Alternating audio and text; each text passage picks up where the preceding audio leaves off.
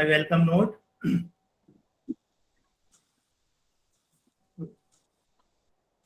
At the outset, very good morning to all fellow scientists, esteemed scientists, and the recipients of very prestigious honorary fellow award of Society for Plant Research.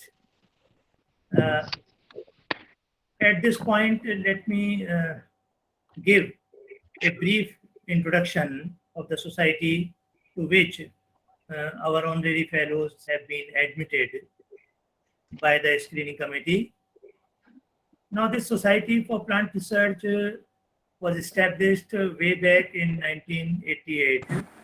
So almost 35 years have gone.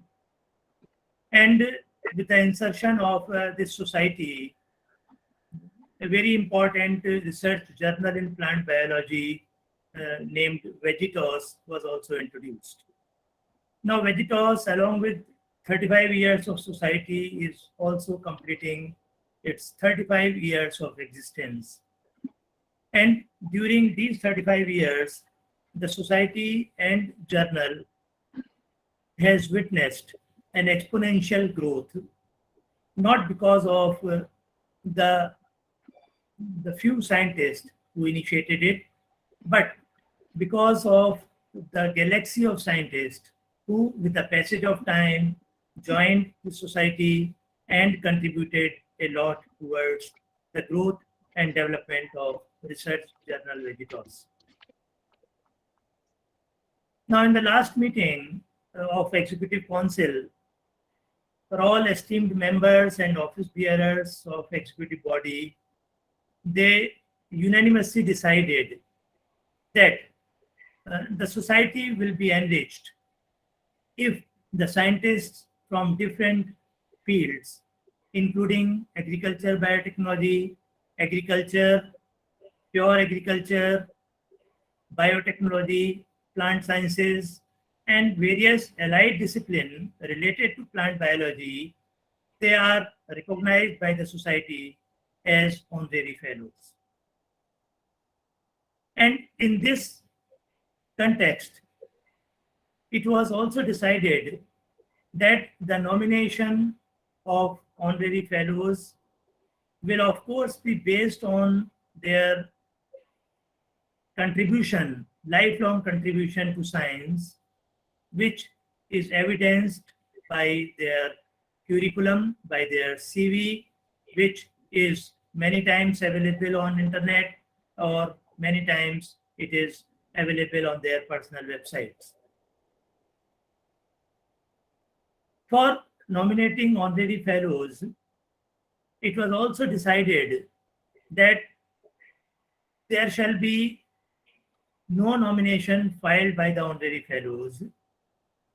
It will be the Executive Council, the office bearers of executive body, and the members of Executive Council.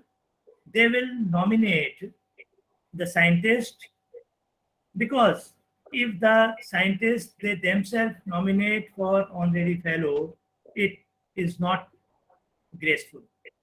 So their nomination should come through the Executive Council members and the executive body office bearers.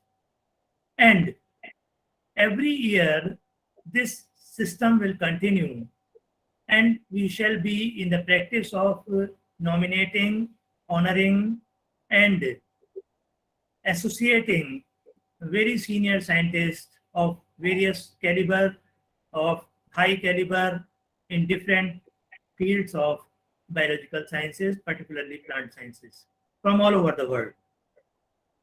So this year, the Society for Plant Research is pleased to nominate 6 very senior eminent scientists for honorary fellow award. In this context, we also decided that everybody would love to listen to these esteemed scientists about their contribution to science and what contribution they have made to the society in the field of their expertise. So today, we shall be having 3 very important lectures by the nominated honorary fellows, Professor Manjeet Singh Khan, who is a distinguished scientist, worked at Kansas, and is now settled in Ludhiana. His brief biodata, brief introductory remark will be presented by our fellow executive body members. Then we have Professor S.K. Rao, who is Vice-Chancellor at Indore. He is another honorary fellow who have been nominated by our executive body members. And the third one is Professor MALETTA from United Kingdom. His name was also nominated. And tomorrow also we shall be having 3 distinguished scientists who have been nominated, as you might have seen in the slide in the beginning of this program. Professor Niti Khandekar, Professor R.R. Hanchinal, and Professor Nana from Warangal. So all these 3 scientists, they will be making their presentations tomorrow. Now let me also disclose that the name of Professor Manjeet Singh Kang and Professor MALETTA was nominated by me as founder and Secretary General of Society for Plant Research, and I feel proud in nominating the scientists who are of great academic excellence and who have contributed a lot. They are the academic legends in their fields. The name of Professor S.K. Rao, Vice-Chancellor at Indore, was nominated by our President, Professor R.R. Hanchinal, and the contribution of Professor Rao in the field of agriculture and the development of agriculture is also of very, very high standard. So with this welcome note, I welcome all our honorary fellows, esteemed honorary fellows who have been nominated by our executive body, the esteemed executive body office bearers and members present over here, the editorial board members present this morning, and all the participants who have opted to join these very important lectures this morning. And with these few words, I wish to invite Professor Amrit Singh Ahluwalia. He is Pro Vice Chancellor in Eternal University. In case he has joined, so he will give his note as Chairman of the Screening Committee. Thank you very much and welcome you all once again this morning. Thank you.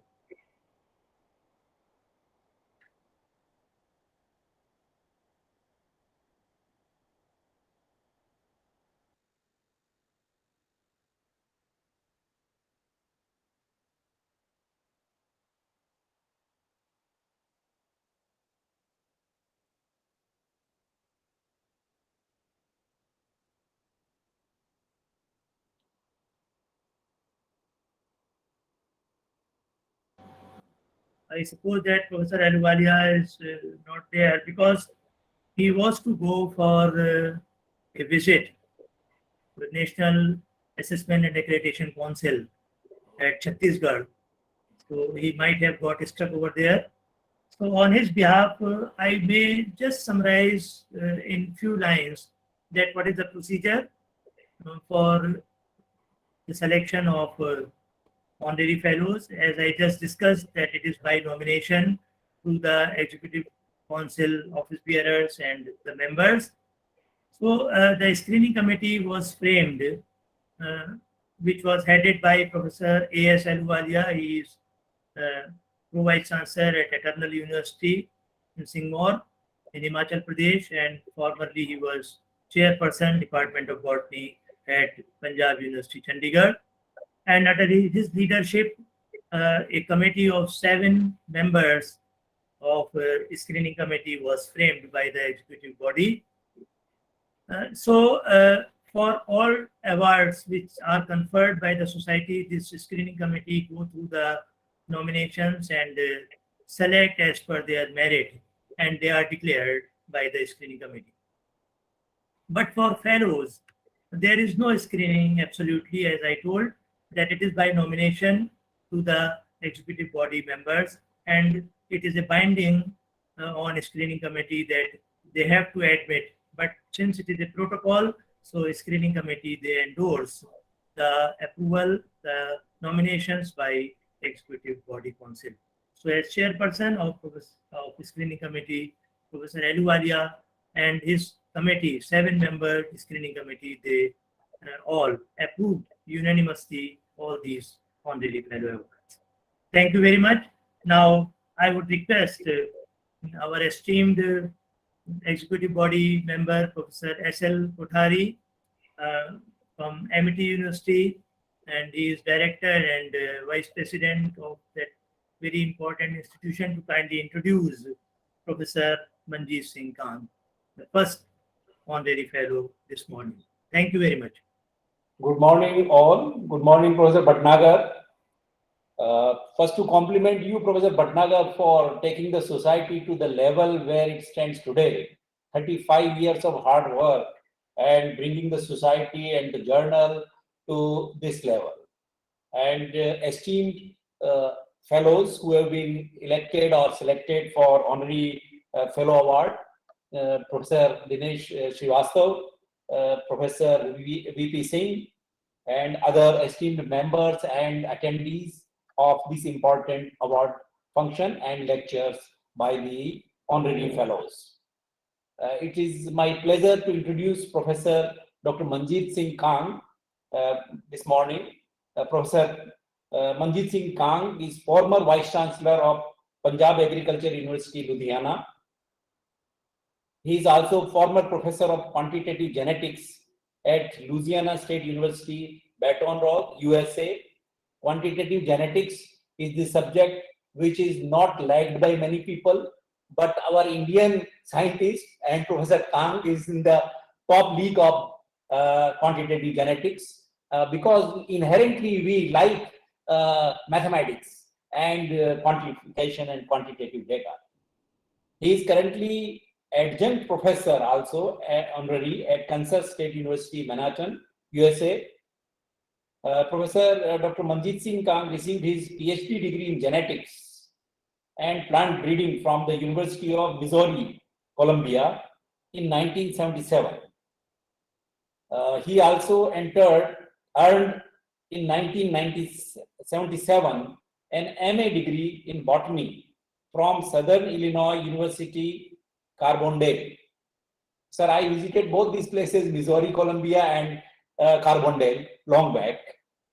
He received his MS degree in plant genetics from SIU Edwardsville in 1971, long back. He earned a BSc Agriculture and Animal Husbandry degree with honors from Punjab Agricultural University, Ludhiana, where he is stationed now. Dr. Kang is currently an honorary adjunct professor in the Department of Plant Pathology at Kansas State University, Manhattan. He served as Vice-Chancellor of the Punjab Agricultural University at Ludhiana for 4 years from 2007 to 2011.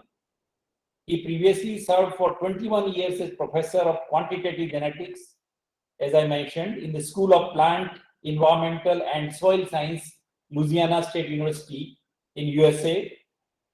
Prior to that, he was a sugarcane geneticist and worked as assistant professor with the Institute of Food and Agriculture Sciences at the University of Florida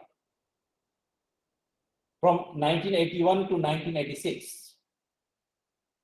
He acquired industrial experience in hybrid maize breeding when he served as research station manager and senior plant breeder at Cargill Incorporated, St. Peter, Minnesota from 1977 to 1979. So Professor Kang has a very vast career spanning for several years working in India to USA and several other universities. Dr. Kang specializes in quantitative genetics. As applied to crop improvement. He has received several prestigious honors and awards from various organizations during his long career, academic career and research career. He is a fellow of both American Society of Agronomy and Crop Sciences Society of America. He is also an honorary fellow of Indian Society of Life Sciences, Crop Improvement Society of India, and Punjab Academy of Sciences. He has served as technical editor of Crop Science and editor-in-chief of communications in biometry and crop science. He is currently editor-in-chief of Journal of Crop Improvement and technical editor of Crop Science. Both journals are very important, very prestigious journals. Dr. Kang was recognized by his alma mater, that is Punjab Agriculture University, Ludhiana, for his significant contribution to plant breeding and genetics at the 36th Foundation Day of PAU in 1997. In 1999, he was selected as a Fulbright Senior Scholar, Teaching Award to Malaysia. He received from the Association of Agricultural Scientists of India, Indian origin, Outstanding Agriculture Scientist Award for 2007. He has served as Sigma Scientific Research Society Distinguished Lecturer Award from July 2007 to July 2009. In February 2010, MIT University Noida, where I am working now, bestowed on him MIT Academic Excellence Award. In 2011, he received from Guru Nanak Dev University, Amritsar, the Bishan Singh Samundri Lecturership Award, sponsored by S. Jaswant Singh Rai Memorial Trust. Dr. Kang has served as chair of the National Selection Committee for Fulbright Nehru Senior Research Scholar Award, given by the US-India Educational Foundation, USEF, in 2010 and 2011. Very prestigious position he has held. I was also a Fulbright Scholar in 1983, and I don't know at that time who was there in the selection committee. In 2013, sir, he was recognized at the 3rd Jain Advisor Agro Dairy Fair in Paragpur, Punjab, India, with Excellence Award in Agriculture Development. In May 2018, the Chief Minister of Punjab, India, conferred on him the Pride of Punjab Award, which he rightly and profusely deserves. In November 2019, Punjab government bestowed on him Sri Guru Nanak Dev Ji Achievers Award during the celebration of 550th birthday of Sri Guru Nanak Dev Ji. Dr. Kang has edited or co-edited and authored or co-authored 16 books. He has published 169 peer-reviewed papers, which is by no standards any less than the best in the world. He has published his papers in prestigious international journals. He has also written 43 book chapters, encyclopedia essays, 135 other technical publications. Dr. Kang has lectured internationally on quantitative genetics, the area of his deep interest, and quantitative genetics as applied to crop improvement. Crop improvement is not possible without applying quantitative genetics. He lectured in Hungary under the USDA OECD sponsorship in 1992. In 1999 in Malaysia as Fulbright Program, Fulbright Fellow. In 2005 at South Dakota State University, South Dakota Crop Improvement Association lectureship at Yunnan Academy of Agricultural Sciences at Kaming in 2006, at International Rice Research Institute in the Philippines, at an international conference on quantitative genetics held in Guanajuato City, Mexico, and at the International Institute of Tropical Agriculture in Nigeria in 2006 and 7. Dr. Kang has organized successful international conferences, symposia on genotype by environment, interaction in plant breeding, quantitative genetics and genomics, agricultural and environmental sustainability, water management, strategies for security and environmental quality, and preparing agriculture for climate change, which is the hot area these days. And today, Dr. Manjit Singh Khan is going to speak about climate change impact on the sustainability of water. Water is a scarce commodity, and this topic is very, very important when the global warming is taking place, climate change is a reality, and in the circumstances of the population rise, water has become very, very important. So I welcome Professor Manjit Singh Khan as the honorary fellow of the society and also for this lecture. Professor A.S. Ahluwalia has also joined, so Professor Bhattnagar, you may have to request him for. Just before we listen to a very important lecture by Professor Kang, let me invite Professor A.S. Ahluwalia, who being in tour, he is able to join us as the chairman screening committee for very prestigious award. Professor Ahluwalia, please. Well, good morning to you all. I think, dear Mr. President, Dr. And the General Secretary of Society of Plant Research, and all other executive members and very eminent speakers, which have been, nominated this year as fellows. And I was just going through the names, and it looked like that our society is getting much more, honor and privilege to have these people on the fellowship list of our society, which under the, mentorship of Dr. Bhattnagar over the years, ever since it opened in Bareilly College, Bareilly, it has gone miles now upward, and the progression has been really something to speak of in a record time.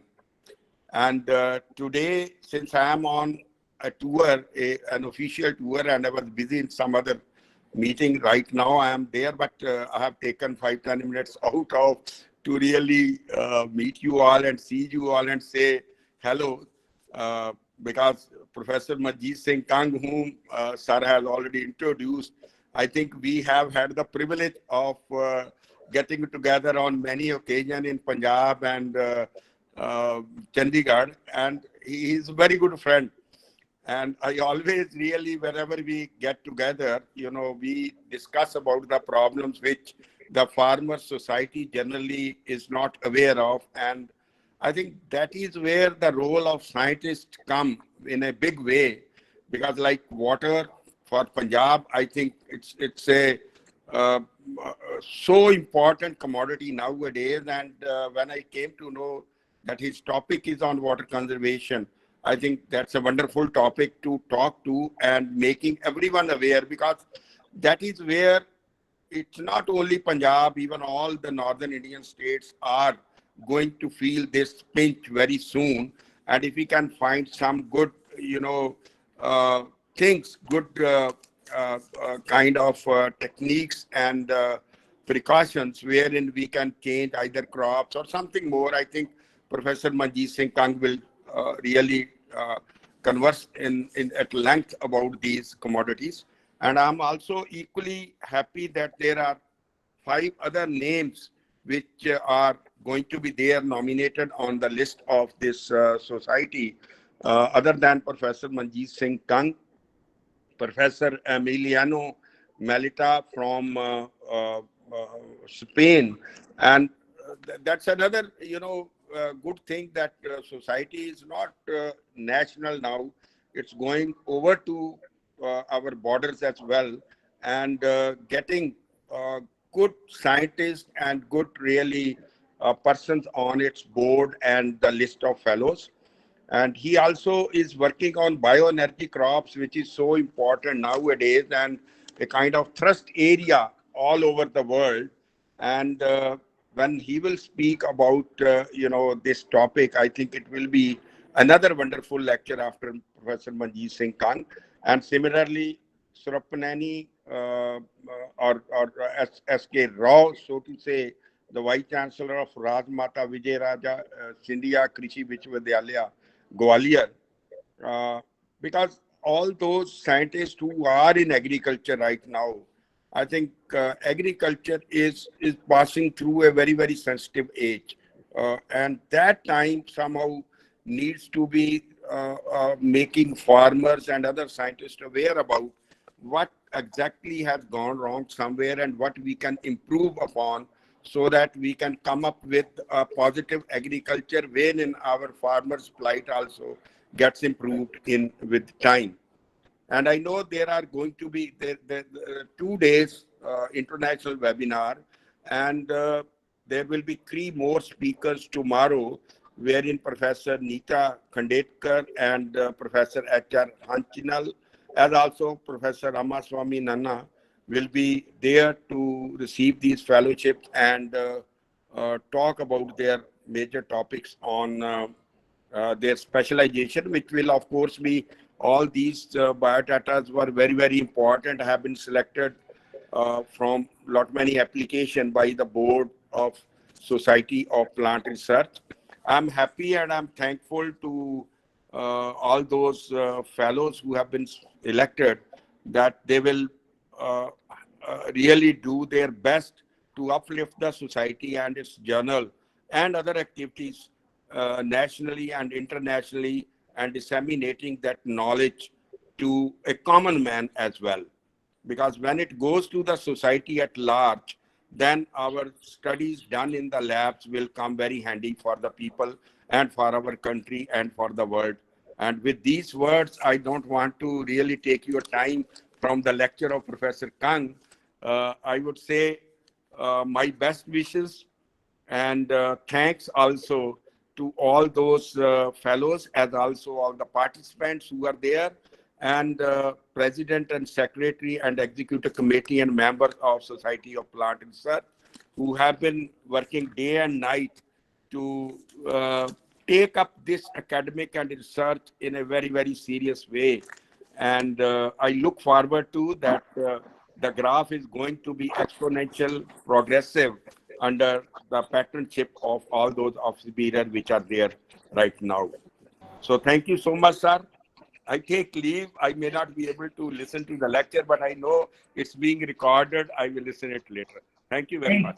Thank you very much, Okay. Professor Vidhyalaya. Now I request Thank you. Professor Kang to kindly continue. Thank you. I welcome Professor Praveen Trivedi ji also, Vice-Chancellor, and we are very much obliged to have him here this morning. Thank you very much, Professor Trivedi. Should we move the slide in? Yeah, Professor Kang, please. Should I Yes, sir, upload my? Professor Khan, please. Okay, thank you. Click. I cannot do that. Click. Your entire screen. Presenter. Yes. Give me some time. This is my first time with Google, so. Please take your own time, sir.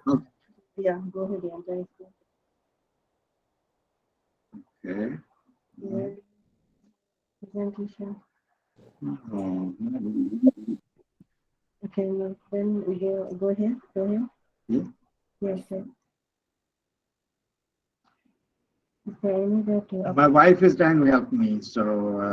use Okay. repeat this screen? I'm trying to see where the. Can you see any presentation? Okay, then ask them. Where do you go to? Okay, I have a PowerPoint presentation, and I cannot figure out how to upload my slides. Somebody could help me? Sir, If can you send you those mail slides to Professor Bhatnagar, and Yeah. then he can share? Yeah, can you mail it to vegitosinfo@gmail.com? Vegetables, okay. where would I find this icon? So can you see a icon just right of the hand icon, and there is an icon named present now. Present now, right? Yes, you can click here. Okay, I did. What do we do next? Okay, after that, Then it will come automatically, I think. that thing is showing up. Let's try the window. Okay, let's try a window. Okay. Okay, I think Okay. this is my Yeah. presentation. Start. Okay, I think we got it. Presentation here. Yeah, it is coming, sir. Okay, very good. Presentation here. Very good. Right. Okay. Thank you very much. Sorry about the delay, and it's the topic that I have chosen. Professor Kothari already mentioned that quantitative genetics is very specific and involves a lot of mathematics, statistics. So I have chosen this climate change, which is journal topic, and it's very pertinent to Punjab and Haryana and Western UP, the food bowl states. So somebody named Lester Brown, he said the rising oil prices have focused the world's attention on the depletion of oil reserves, but the depletion of underground water resources from overpumping is a far more serious issue. Excessive pumping for irrigation to satisfy food needs today almost guarantees a decline in food production tomorrow. It's very well said. And we have our ecosystem. The benefits we obtain from our ecosystem, they are genetic resources, food and fiber, and fresh water. So these are gifts. And World Water Council in 2000, it said that during this 20-year period of 2001 to 2020, water used by humans is expected to increase by 40%. And there will be 17% more water needed than available for food production. And agriculture sector consumes the largest amount, probably more than 70% of India's water. The consumption of water would escalate further with the pressure from industrialization and urbanization, droughts, heavy rains, unseasonal rains, hailstorms, floods, etc. They are on the rise due to climate change and have impacted Indian economy adversely. So agriculture sustainability depends on sustainability of water resources. This is the most important elements in agriculture sustainability.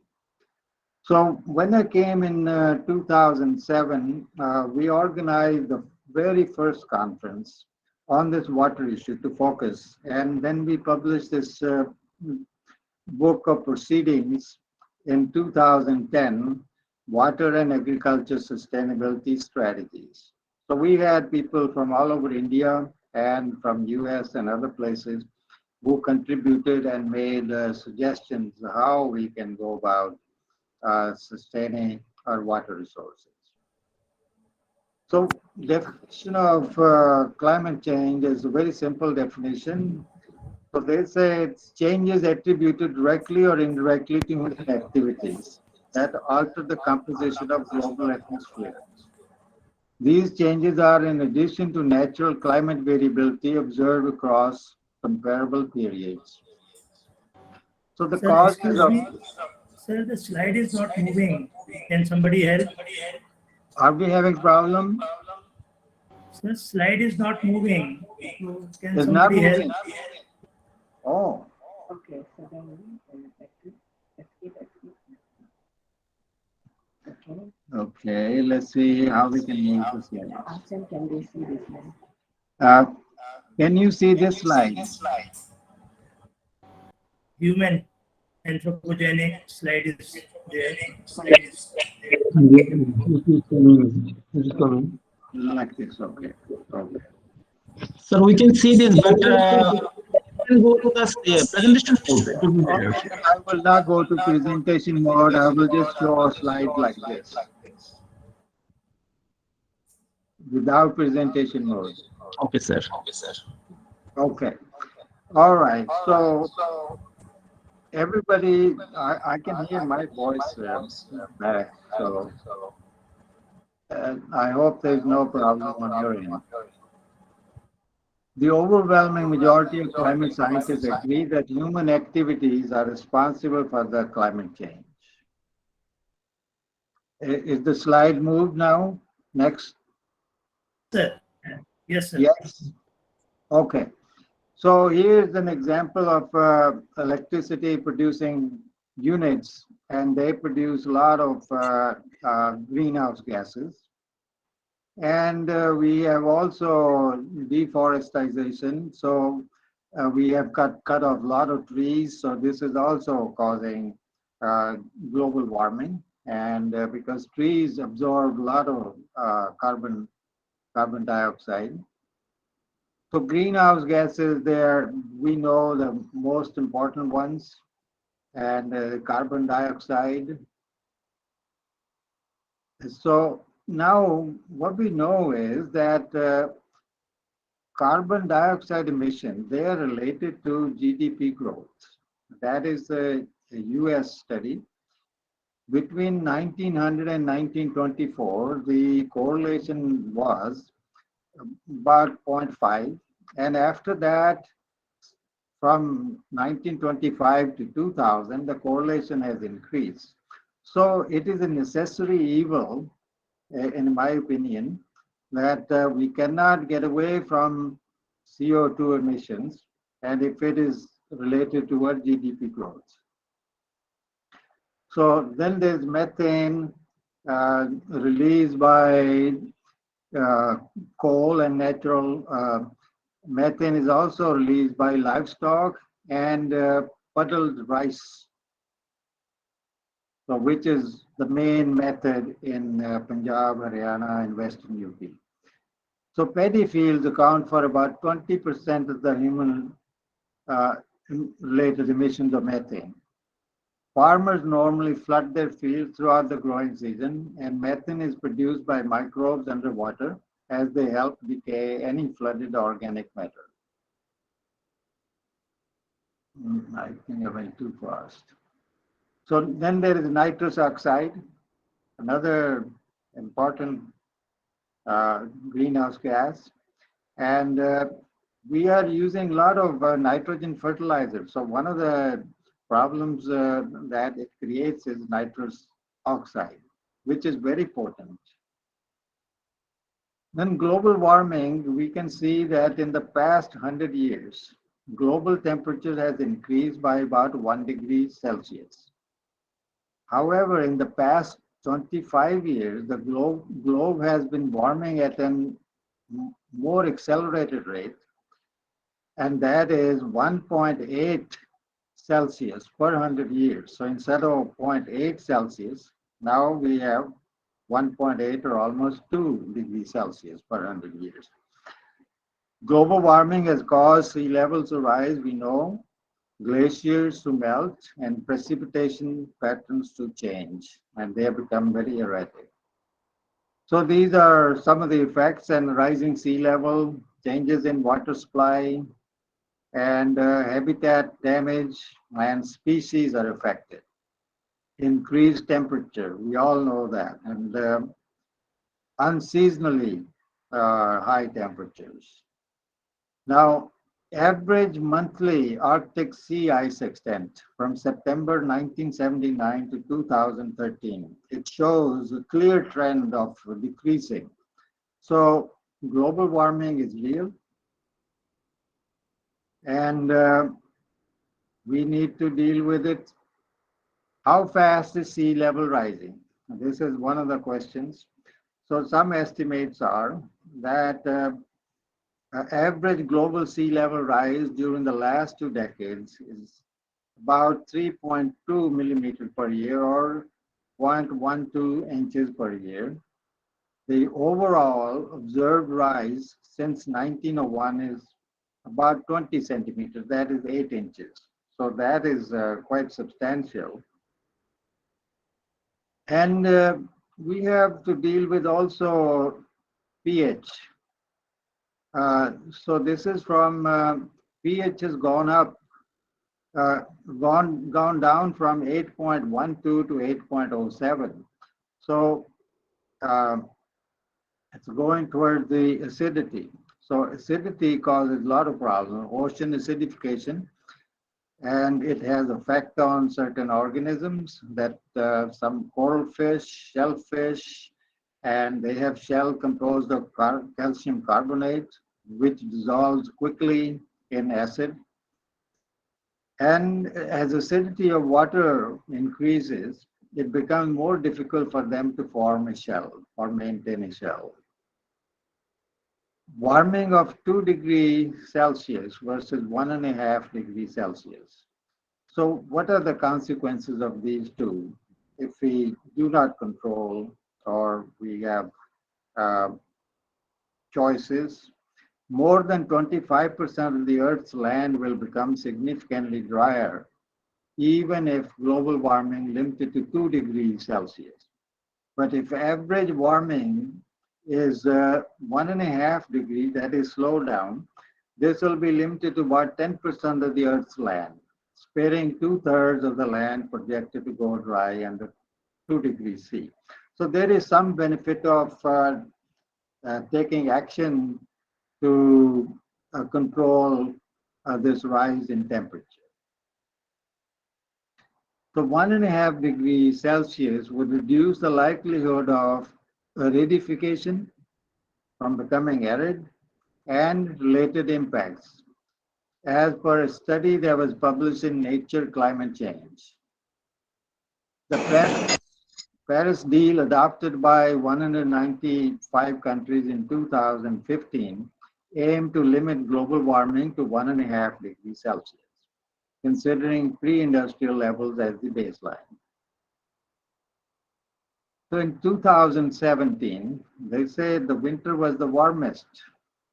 And I'm sure we have witnessed the same kind of trend even later. So the warmest winter with almost no rainfall, hailstorms during winter in parts of Maharashtra, Madhya Pradesh, Rajasthan caused severe damage to standing crops. Shortfall in rainfall has made some major rivers water stressed. IMD forecast is hard 2000. It was that 2018 summer would be worse. It'll worsen India's water situation. So we are directly related to water. If global warming is not stopped, we will lose a lot more water resources. And the topic that I am associated with, agriculture, so its effect on agriculture. And we did a conference in 2011, and this is the result of that conference, Combating Climate Change and Agriculture Perspective. So some of the things we included here. So one of the topics, Dr. Dar was the Director General of ICRISAT, and this is from their article. Climate change will modify rainfall, evaporation, runoff, and soil storage, moisture storage. And they also said that increase in crop water requirements with increased temperature. Rapid plant growth resulting in a significant reduction in plant biomass and yield. Aridification is a major threat, hastening land degradation and desertification. Loss of plants and trees crucial for absorbing the earth warming CO2. Also boosts droughts and wildfires and affects water quality for farming and drinking. Here's a situation. drought, and monsoon and drought. In India, a decline in monsoon rainfall since the 1950s has already been observed. The frequency of heavy rainfall events has increased in some areas. An abrupt change in the monsoon could trigger more frequent droughts as well as greater flooding in large parts of India. Now, this is closer to home, Ludhiana. Prediction from 2000 to 2050. World Climate Diva system predicts average annual rainfall will decrease by 75 to 100 millimeters, 11% from the current rainfall. And change in average temperature of Punjab will be greater than 2.5 degrees Celsius. So this is it's supposed to happen by 2050. Rainfall versus crop loss.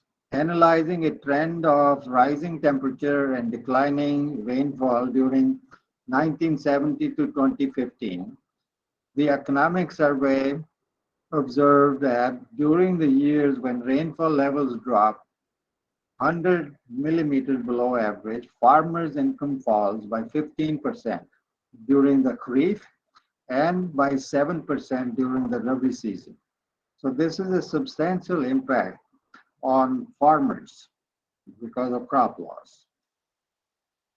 The survey also concluded that climate change could reduce annual agriculture incomes in the range of 15 to 18% on average and up to 20 to 25% for unirrigated areas. Climate change will increase farmers' uncertainty, calls for effective crop insurance, and the use of technology to make farming resilient. Irrigation. The survey also talked about this. Minimizing susceptibility to climate change requires irrigation through efficient drip and sprinkler system. At present, about 45% of farmland is under irrigation. Now, this is at the India level. However, in Punjab and Haryana, I believe the irrigated land is about 97% or better. The Indo-Gangetic Plain and parts of Gujarat and Madhya Pradesh are well irrigated, but parts of Karnataka, Maharashtra, Madhya Pradesh, Rajasthan, Chhattisgarh, and Jharkhand are not well irrigated and are extremely vulnerable to climate change. So here's a use of sprinklers. And here's a study that was done in 2016 on wheat. Climate change will reduce water availability with approximate 40% reduction in available water. A wheat yield reduction of 21% could occur, and that is substantial. In 2009, an FAO team indicated that 1 degree Celsius increase in average temperature will cause India's wheat production to decrease by 6 million tons per year, a loss of $1.5 billion. If the yield reduction of other crops is also considered, loss of $20 billion per year could occur.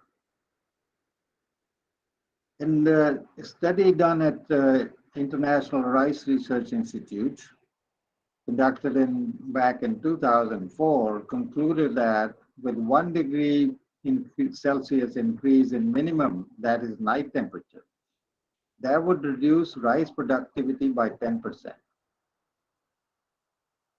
The river basin water stress. India has about 20 river basins. Due to increasing demand for domestic, industrial, and agriculture use, most river basins are water stressed. Increasing water demand from a growing population coupled with economic activity adds pressure on the already stressed water resources. Now, groundwater plays an important role in India's economy. It caters to about 85% of the rural demand, 50% urban requirement, and more than 70% of our irrigation needs. According to the Climate Working Group report of 2011, the annual groundwater draft is 245 billion cubic meters, which accounts for about 62% of the net water available. Of this total, 91% was used for irrigation. The situation is alarming in regions where groundwater exploitation exceeds replenishment. States like Haryana, Punjab, and Rajasthan now draw more water than is annually replenished. Rajasthan and Haryana have a high salt concentration in groundwater, which makes it not potable. We conducted a study published in Advances in Agronomy back in 2014. So there is some information from there. With increasing sea levels, erosion, submergence of shoreline, the salinity of the water table would affect agriculture. By inundating low-lying areas, future climate changes will affect water availability for agriculture. So that is a foregone conclusion. Apart from monsoon rain, India depends on rivers that emanate from the Himalayas for water resource development. As a result of global warming, the increase in temperature may increase snow melt, and consequently, snow cover will decrease. In the short run, snow melt may increase water flow in many rivers, which in turn may increase the frequency of floods. In the long run, however, the receding snow line would reduce water flow in these rivers. So eventually, there will not be same situation, no flooding. And in climate change scenario, the onset of summer monsoon across India could become more uncertain and be delayed. This will influence not only rain-fed crops, but also water storage in irrigated areas. CO2, carbon dioxide induced warming is expected to raise the sea level. We have already talked about it. So, and ice caps, glaciers are going to melt, and they will affect agriculture, mainly through the flooding of the low-lying farmland, and it might increase salinity of the coastal groundwater. So IPCC estimates of sea level rise above present levels are 9 to 29 centimeters by 2030. So this is their estimate. The best estimates of 18 centimeters. Then by 2090, it could be 28 to 96 centimeters, with best estimate being of 58 centimeters. Naidu and Varshney in 2011, they stated that because of CO2 enrichment, the wheat crop could gain greater biomass than Phalaris minor, which is a weed, under well-irrigated conditions. Under water stress, however, the weed may have an advantage over wheat at elevated CO2 concentration. So,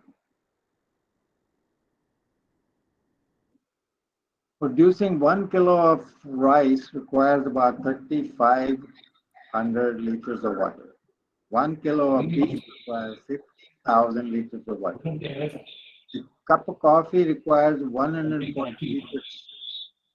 So we may have to change our habits, but I don't think people are going to stop drinking coffee. So we're going to have to find other ways of getting around this. Some other solution, because irrigation water in northern India is increasingly becoming scarce, many resource conserving technologies are recommended to conserve irrigation water. For example, zero tillage in wheat, bed planting in rice and wheat, direct seeded rice, and ridge planting of rice. Some of these techniques, particularly the ridge planting of rice, is being discussed and is in great demand at present. Wet planting of crops has proved successful in the wake of climate change, and it results in increased water use efficiency, reduced waterlogging, better access for inter-row cultivation, weed control, banding of fertilizers, better stand establishment, less crop lodging, and reduced seeding rates. So some of those things are to be done. Cultivars are needed that fit into an erratic rainfall season and are drought and submergence tolerant.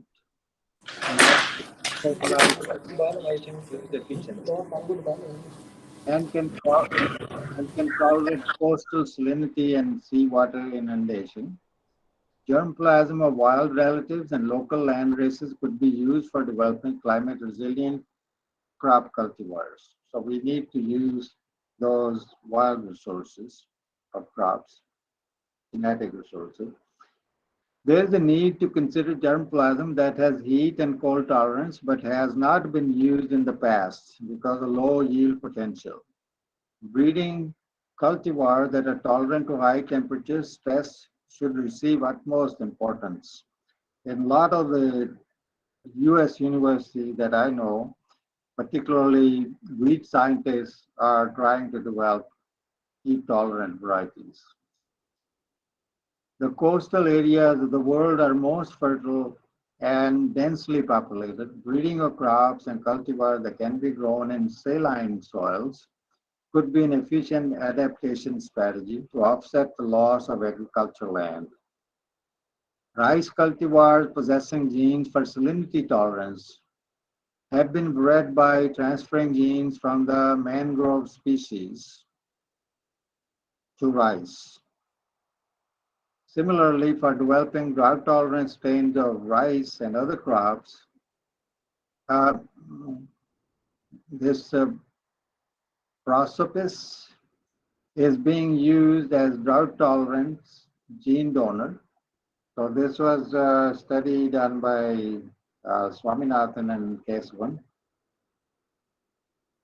And pinpoint drought-prone areas and scientifically manage such vulnerable areas with drought-tolerant cultivars. Manage water, land, crop, and other natural resources. So all of these things we have to do. Elevated concentration of CO2 will lead to higher assimilation rates and an increase in stomatal resistance, resulting in a decline in transpiration rate and improved water use efficiency in crops. Develop cultivars that are able to benefit from the high CO2 fertilization effect. So some cultivars may benefit from increased levels of CO2. That we have to figure out. International Rice Research Institute, in collaboration with several countries, is working to alter the photosynthesis of rice from the C3 to C4 pathway by introducing clone genes from C4 species, for example, maize and sorghum. The addition of crop residues and manures to arable soils improves the soil water holding capacity. So we have to use the crop residues, plow them back into the soil.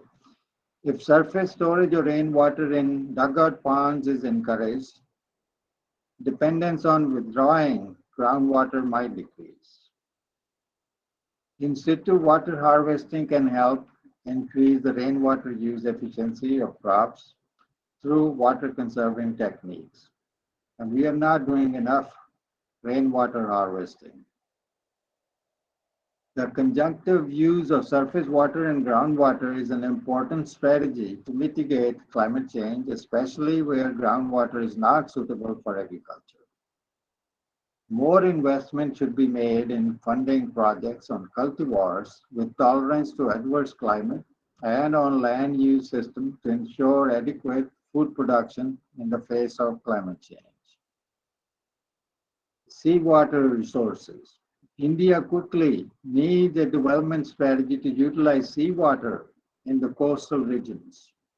A few establishments have come up in the states like Tamil Nadu, Puducherry, Andhra Pradesh, Gujarat to purify seawater.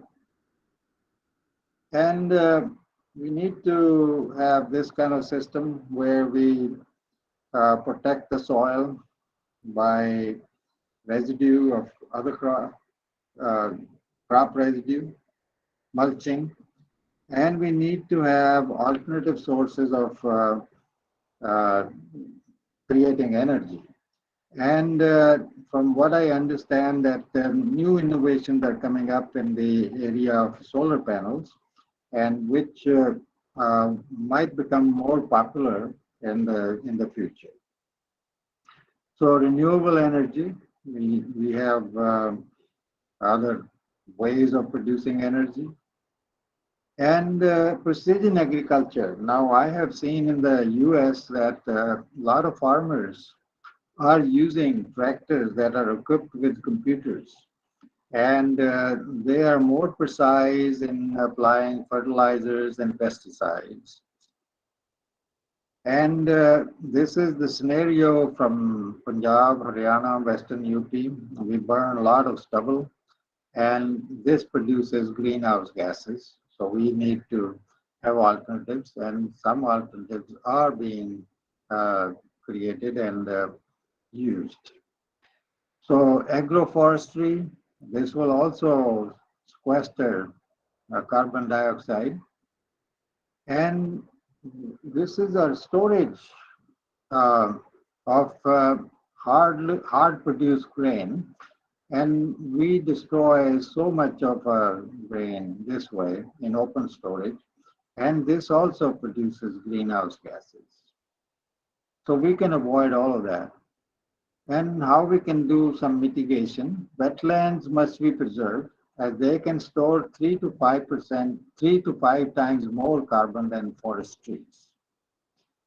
Most economists and policy analysts, they say that putting a sufficiently high price on CO2 emissions, carbon tax, would be the least costly remedy for significantly reducing emissions and the most effective incentive for bringing about innovation in technology.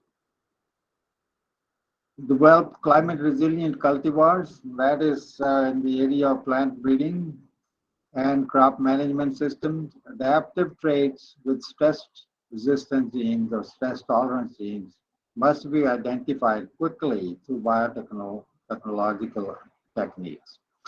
Identify germplasm that can tolerate expected future biotic and abiotic stresses. So we may have to think about 20 years in the future what would happen, and we may have to find germplasm that would be suitable at that time. So here's a quotation from Albert Einstein, who said, "The significant problems we face cannot be solved at the same level of thinking we used when we created them." So we have to have a higher level of thinking to solve the problems. And there are challenges.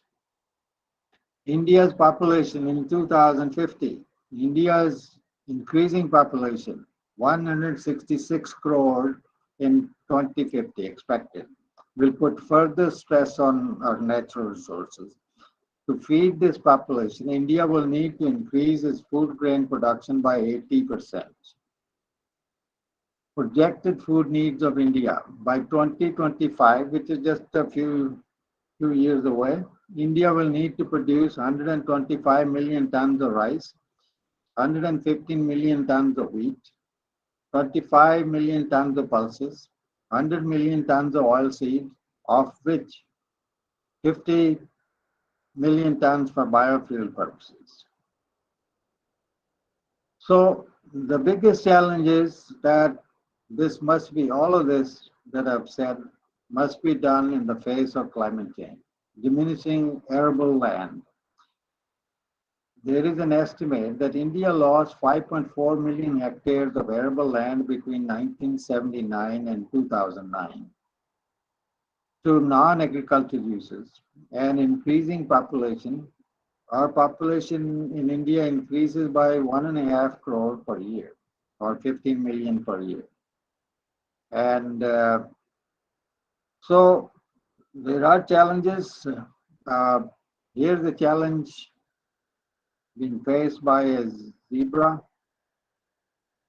The solution is to innovate. So we need to have innovative solution to the problems we have created. And this will conclude my talk. Thank you very much.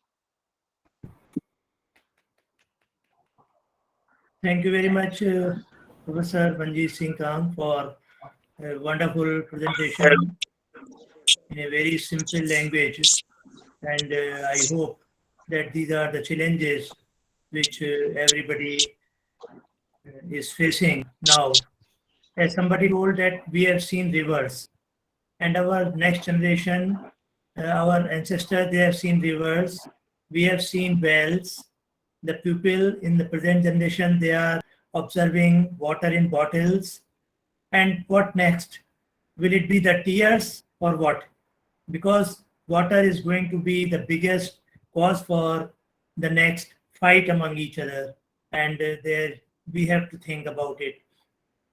So it was a wonderful talk by Professor Kang, and we shall have an interactive session.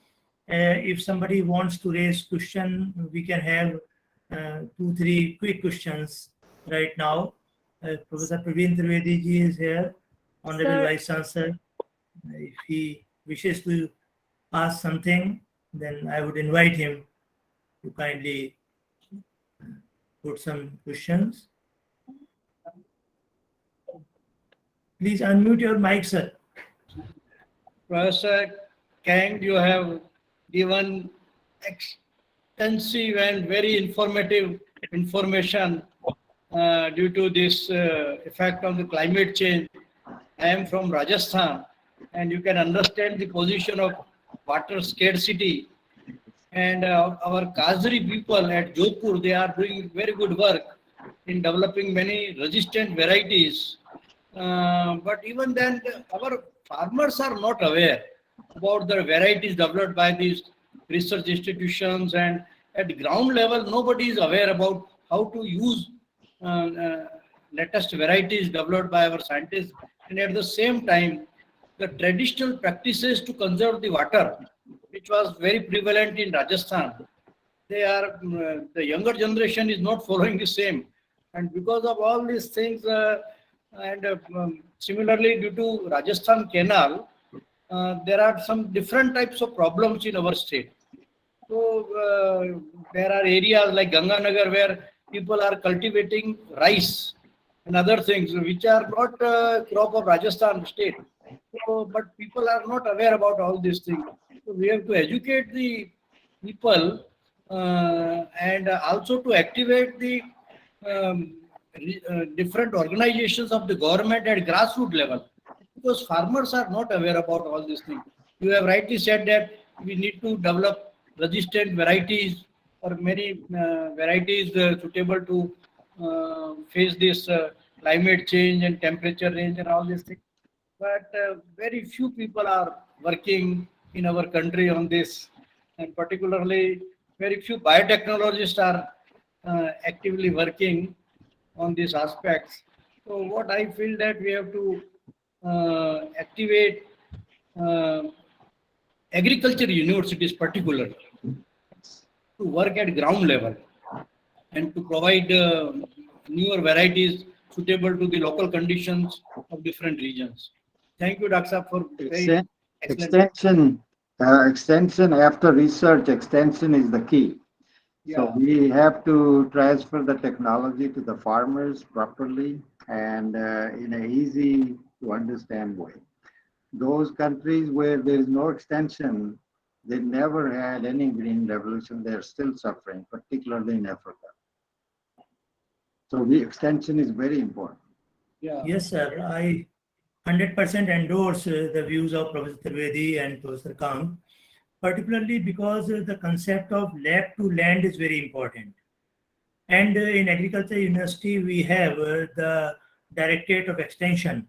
And the major function of Directorate of Extension is to disseminate the scientific researches which are being done in laboratory to the farmers, and particularly to the marginal farmers. And those farmers who are not aware, and it is a pity that we are not having the disseminating literature in their own language. This is the biggest problem. Talking on a platform in English or making deliberations and making researches is one thing different, which the scientists they must do, and they are doing in most of the agriculture and traditional universities. But the outcome of their researches will reach to the farmers only in their regional languages. And the Directorate of Extension can play a pivotal role in educating the farmers, either through Kisan Mela or through different ways, or through Krishi Vigyan Kendra or Krishi Gyan Kendra or whatever they have. And they should educate them at large scale on barfooting.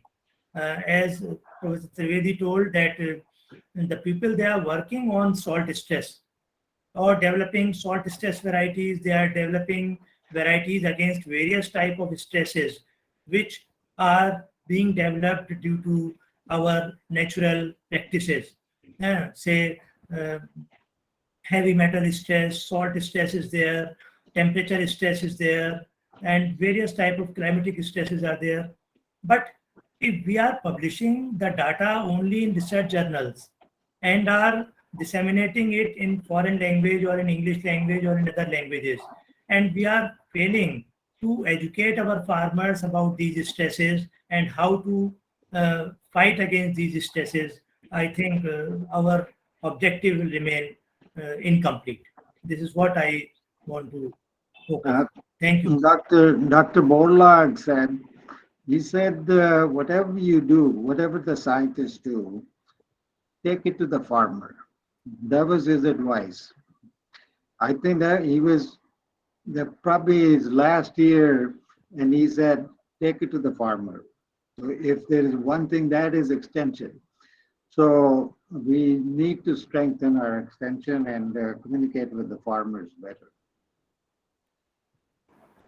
So I think we shall have good time to discuss during the interactive session in an open forum at 2 o'clock. And on behalf of the executive body of Society for Plant Research, editorial board, and all distinguished guests who are present over here, to thank Professor Manjeet Singh Khan for wonderful deliberation and a thought-provoking presentation on which we can discuss almost every time, and particularly during interactive session. Thank you very much, Professor Khan, for being with us and for accepting the honor. And the society executive body, they have decided that we will find some suitable platform on which these felicitations can be provided, and the scientists can be honored during some international meeting shortly. We are focusing on it so that we can invite our honorary fellows for felicitation and for their personal presence. Thank you very much, Professor Kang, once again. And thank you, Professor Trivedi ji and other distinguished scientists. Now, I would invite Professor K. Muthuchelian, President, South Zone of Society for Plant Research and Pro Vice-Chancellor at Bangalore, to kindly give an introductory remark about Professor S.K. Rao, who will be our next honorary fellow and speaker of the session. Professor Muthuchelian, please. Yes. So very warm good noon to everyone assembled here. Most revered the founder secretary, Professor Bhatnagarji, and distinguished vice president of today's function, who is chairing today's event, and distinguished the scientists, administrators, and also the scientists of international caliber who are going to receive the laurels and credits today as honorary fellows of our illustrious society. And ladies and gentlemen, it gives me an immense pleasure to be associate myself as part of the South Zone of the society. It's my great privilege again to introduce and profile out the eminent scientist and the administrator, Professor Surapaneni Koteshwara Rao. In short, we call as SK Rao, and he is currently the Vice-Chancellor of the Rajmata Vijayaraje Scindia Krishi Vidhyalaya Gwalior. Professor SK Rao, a renowned educationist and researcher, has been working as Vice-Chancellor of RVSKVV University Gwalior.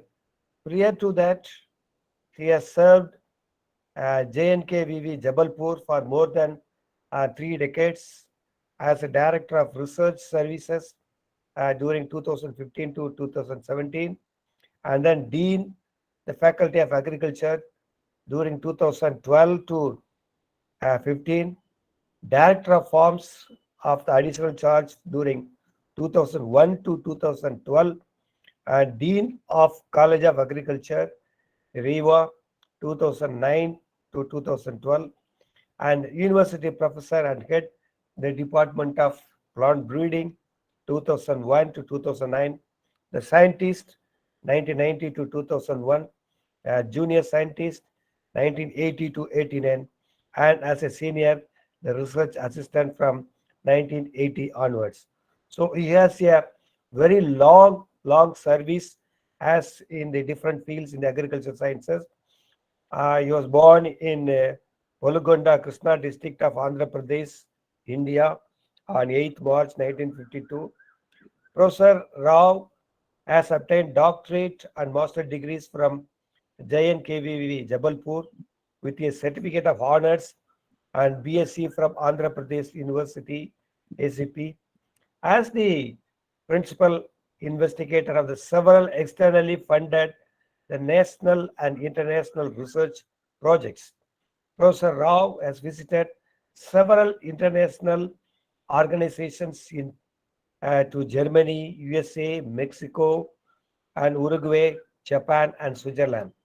His association with crop improvement programs, seed programs, agri-business incubator, food and agri-business, organic agriculture has been duly recognized and well received by the peers of scientists across the country. Professor Rao has wide experience in agricultural education and research management with expertise in crop improvement, the seed system management, commercial research farm management, and agri-business incubation. As a team leader and motivator, he is renowned for strong manpower planning, management, and training of the people at various levels in both public and private sectors. Professor Rao has excellent interpersonal abilities for developing professional networks independently with national and international agencies. Dr. Rao stresses upon the need-based, basic and strategic research on oil seed and pulses to mention here.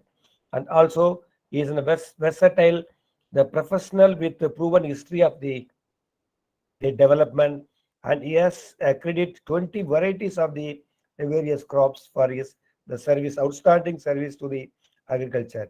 Self-motivated with demonstrated success in agriculture university administration, he has developed seed production and supply systems in the tribal areas to improve the quality seeds availability and enhance the livelihood of the tribal farmers also. For the development of infrastructure, for the maintenance of the breeding diversified the nucleus breed seed production system, he has left no stone unturned. So his unrelenting efforts for the establishment of a brand image for high quality seeds and planting materials called Javagar Seeds has been made in the JNKVV, emerged as a top ranking institution for breeder seed production in the north in India, and that further contributed for enhanced the varietal and seed placement rates in MP and other parts of the country. Professor Rao has been instrumental in restructuring the commercial operation of the research farms on cost center to profit center, development of diversified seed production programs, university leadership, and then quantity and quality the breeder of the seed production management and establishment of brand image and trademark of Javagar seeds and logo. So establishment of business incubator, biofertilizer consortium, and holding of 50 entrepreneurs and guidance of many PhD students and also the MSc projects. So he's made a substantial contribution also in the guiding of the students. He has rendered a service in curriculum development at the national level for vocational courses in agriculture development policy and contributed to the internal and then also the inter-institutional linkage for the establishment of the farmer seed production. Professor Rao has been responsible for capacity building of the graduate and postgraduate and also the doctoral level students and trained more than 1,000 senior seed production, the management of the scientists north in the area of the seed production technologies, agribusiness, and so on and so forth. Dr. Rao has been in the various committees of the national, international, and state level. Dr. Rao has been the recipient of several prestigious international institutional awards at the various levels, including state, and then such as to mention here is the Rafi Ahmed Kidwai Award by ICR, very prestigious award, and then Dr. Kailash Nath Gajju Award 2008 by the government of MP, and then ICR Award for Outstanding Interdisciplinary Team Research in Agriculture and Allied Sciences during 2007 and 8, Achievers Award and Distinguished Scientist Award, Andhra Pradesh Academy of Sciences and Javagar Ratna Award, and then India Seed Awards, and so on. And more precise to inform here to the August body, he got a Lifetime Achievement Award in Public Seed Sector, and he is also the Fellow of the National Academy of Agriculture Sciences, Indian Society for Pulses Research and Development, and Indian Society of Genetics and Plant Breeding, and Honorary Fellow of the Andhra Pradesh Academy of Sciences. So such a versatile scientist, and also have a multidisciplinary approach in bringing the agriculture science to the lab, to the land, and real scientists to the India. And not only that, he also contributed many laurels and credits to the agriculture scenario. So with this short introduction, I would like to invite our Professor Rao to deliver the lecture, the keynote address of the presentation to receive the honorary fellow entitled Empowerment of Rural Youth and Novel Agricultural Technology. Empowerment of rural youth and with novel agricultural technologies. Over to Professor Rao. Thank you. Thank you very much, Professor K. Muthachalyan, for introducing me for the Society for Plant Research. And I think it is great pleasure for me to join this program.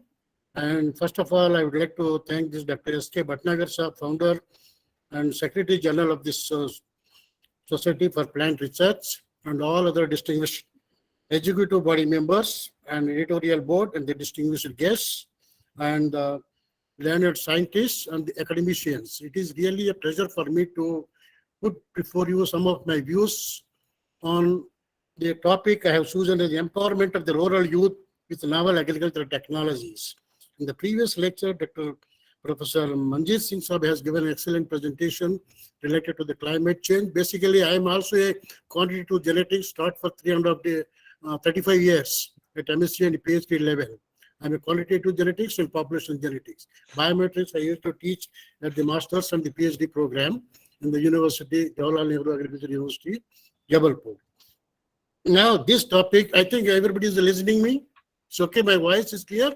Yes, sir. Yes, sir. Yes, You are absolutely. Okay, the topic I have chosen is the empowerment of the rural youth with novel agricultural technology. And I will be sharing my presentation.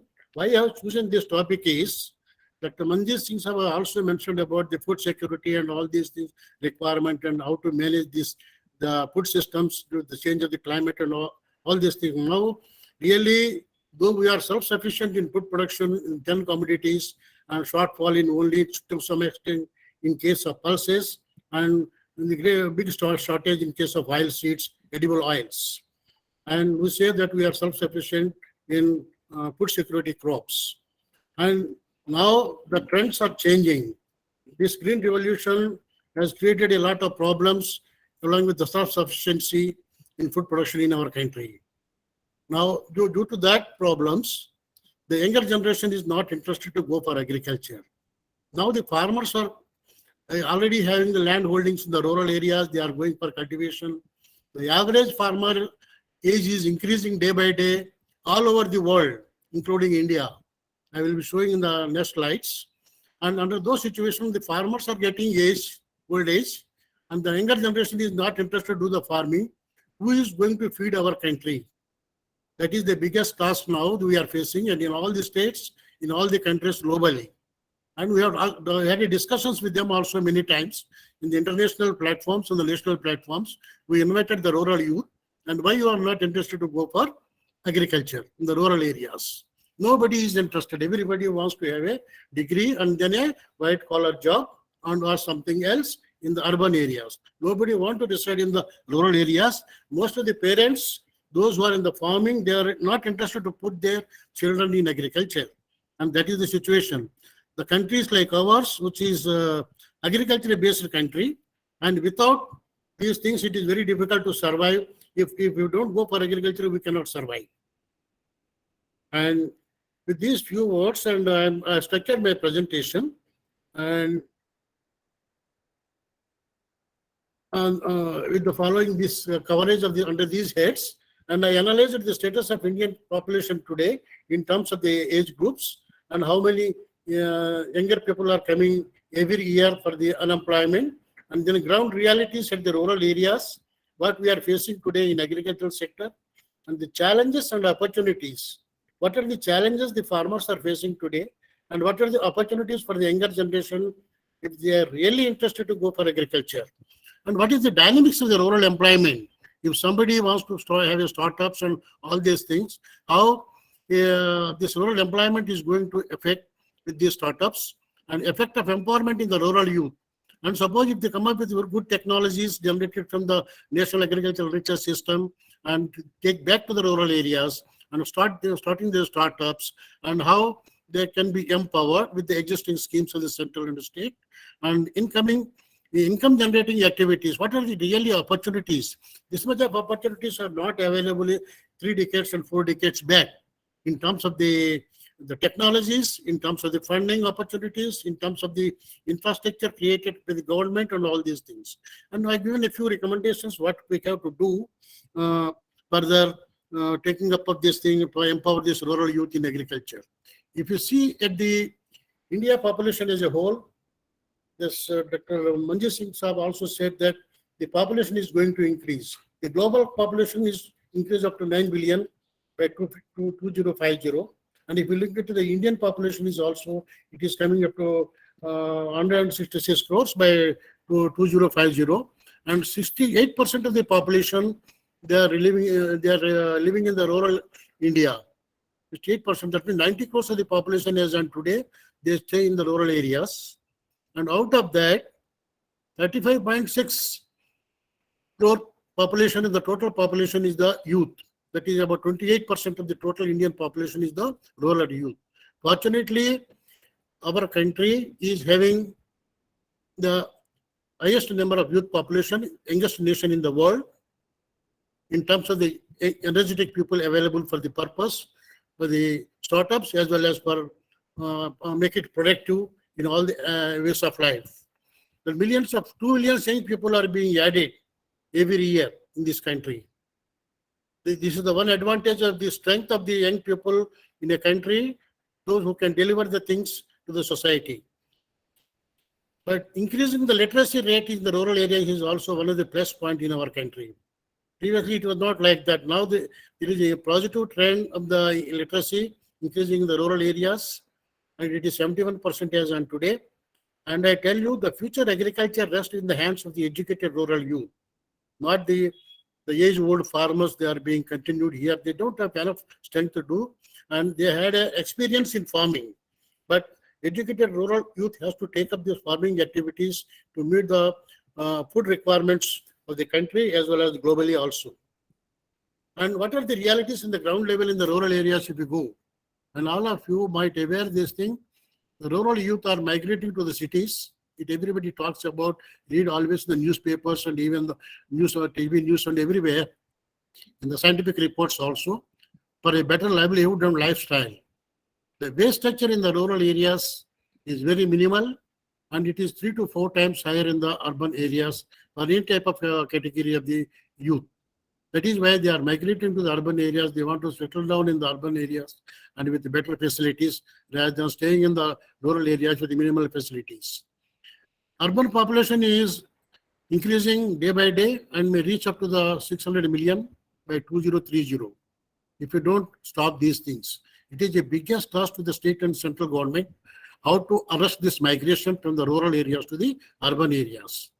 And education system till 2 years back, even up to this NEP 2020 has given that agriculture should be included in the school level.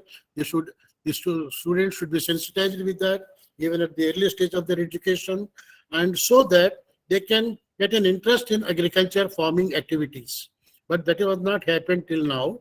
There are some agricultural colleges, schools, and but this is not a compulsory subject at the up to primary education, even school education also. Now, NEP 2020, they made it compulsory now. And there is a subject in the agriculture also. Everybody should know what is farming, where they are getting the food for eating. And farmers are not in favor of their children to take up the agriculture and settling in the villages. Why? In the rural areas, conditions are very harsh, starting from the drinking water, electricity, and even for other comforts as they are getting in case of urban areas. And that is why the farmers are not interested. They will say that you go for higher studies and go for a job or settle down elsewhere. Don't come back to the farming, because we have already spent our life, and we don't want that you be in trouble by doing the farming activities. Because farming is a very tough business. It is not so easy to produce the food, because we are getting ready-made food and then we are consuming it in the urban areas. But if really farming is a very tough job. Agriculture is, because this is ridden with markets, uncertainties of monsoon, as Dr. Manjit sir has rightly said, the climate change is a big task. The farmer has to face this thing, not we people sitting in the urban areas. And another is the markets. The government has taken a lot of measures in the previous 3-4 years by bringing the market reforms to APMCs, and now the good market structure is being provided. And now still the export market linkages are very weak in our country by utilizing the surplus production to the exports due to some quality problems and competitiveness in the production, productivity, and even for the production cost also. And very few takers of agriculture in the rural youth by choice. Nobody is interested. I tell you, we are having 73 agricultural universities in the country, and a lot of graduates are being produced every year. Hardly you will get few graduates going for a agricultural profession as a startup in the rural areas. And most of the startups in agriculture, if we analyze it, they are from the management graduates or from the information technology graduates or engineers, and non-technical graduates are going for a business of agriculture after understanding the lot of things about the technologies, and they are putting in, and they are doing a very good job. And attracting and retaining youth in agriculture is a big task, I already told. We are putting a lot of efforts by introducing the RAWE programs in the university and the exponential learning programs, and showing about the potentiality of the agricultural technologies and generating the revenue through by using the advanced technologies and all these things in different activities. I'm going to show in the later slides. And even in spite of all these introduction of all these things, the students are not turning up for the startups in agriculture. That is the big problem. And it is quite a dangerous situation in countries like ours, where we are 100% dependent upon the agriculture. Though we are having many sectors, IT sector and all these things, automobiles and all space and all these, a lot of things are happening. But if you don't get the food, if you don't have sufficiency in food, and it is very difficult to survive. And urbanization is attracting the youth with various income generation activities. I have already told there are several ways. Many opportunities are there in cities like Hyderabad and Bangalore, Ahmedabad, and even Chennai, Bombay, and Delhi. A lot of opportunities to get an employment irrespective of their qualifications, and they are having comfortably, they are living there, and they don't want to go back to their villages. And The mindset of the parents is also very important, and to adopt an agriculture and allied activities in the rural areas. Agriculture includes agriculture, farming, and as well as the dairy, goatry, and all these integrated farming systems, processing, and as rightly said, water management technologies, plant protection services. I will show you later on. Several services can be adopted to promote the agriculture in the rural areas by the rural youth. Development of agriculture that attract the youth towards the profitable and constant income generating activities. What is requirement is, whosoever want to stay in the rural areas, they expect continuous income in the activities what he is doing, and it should be profitable.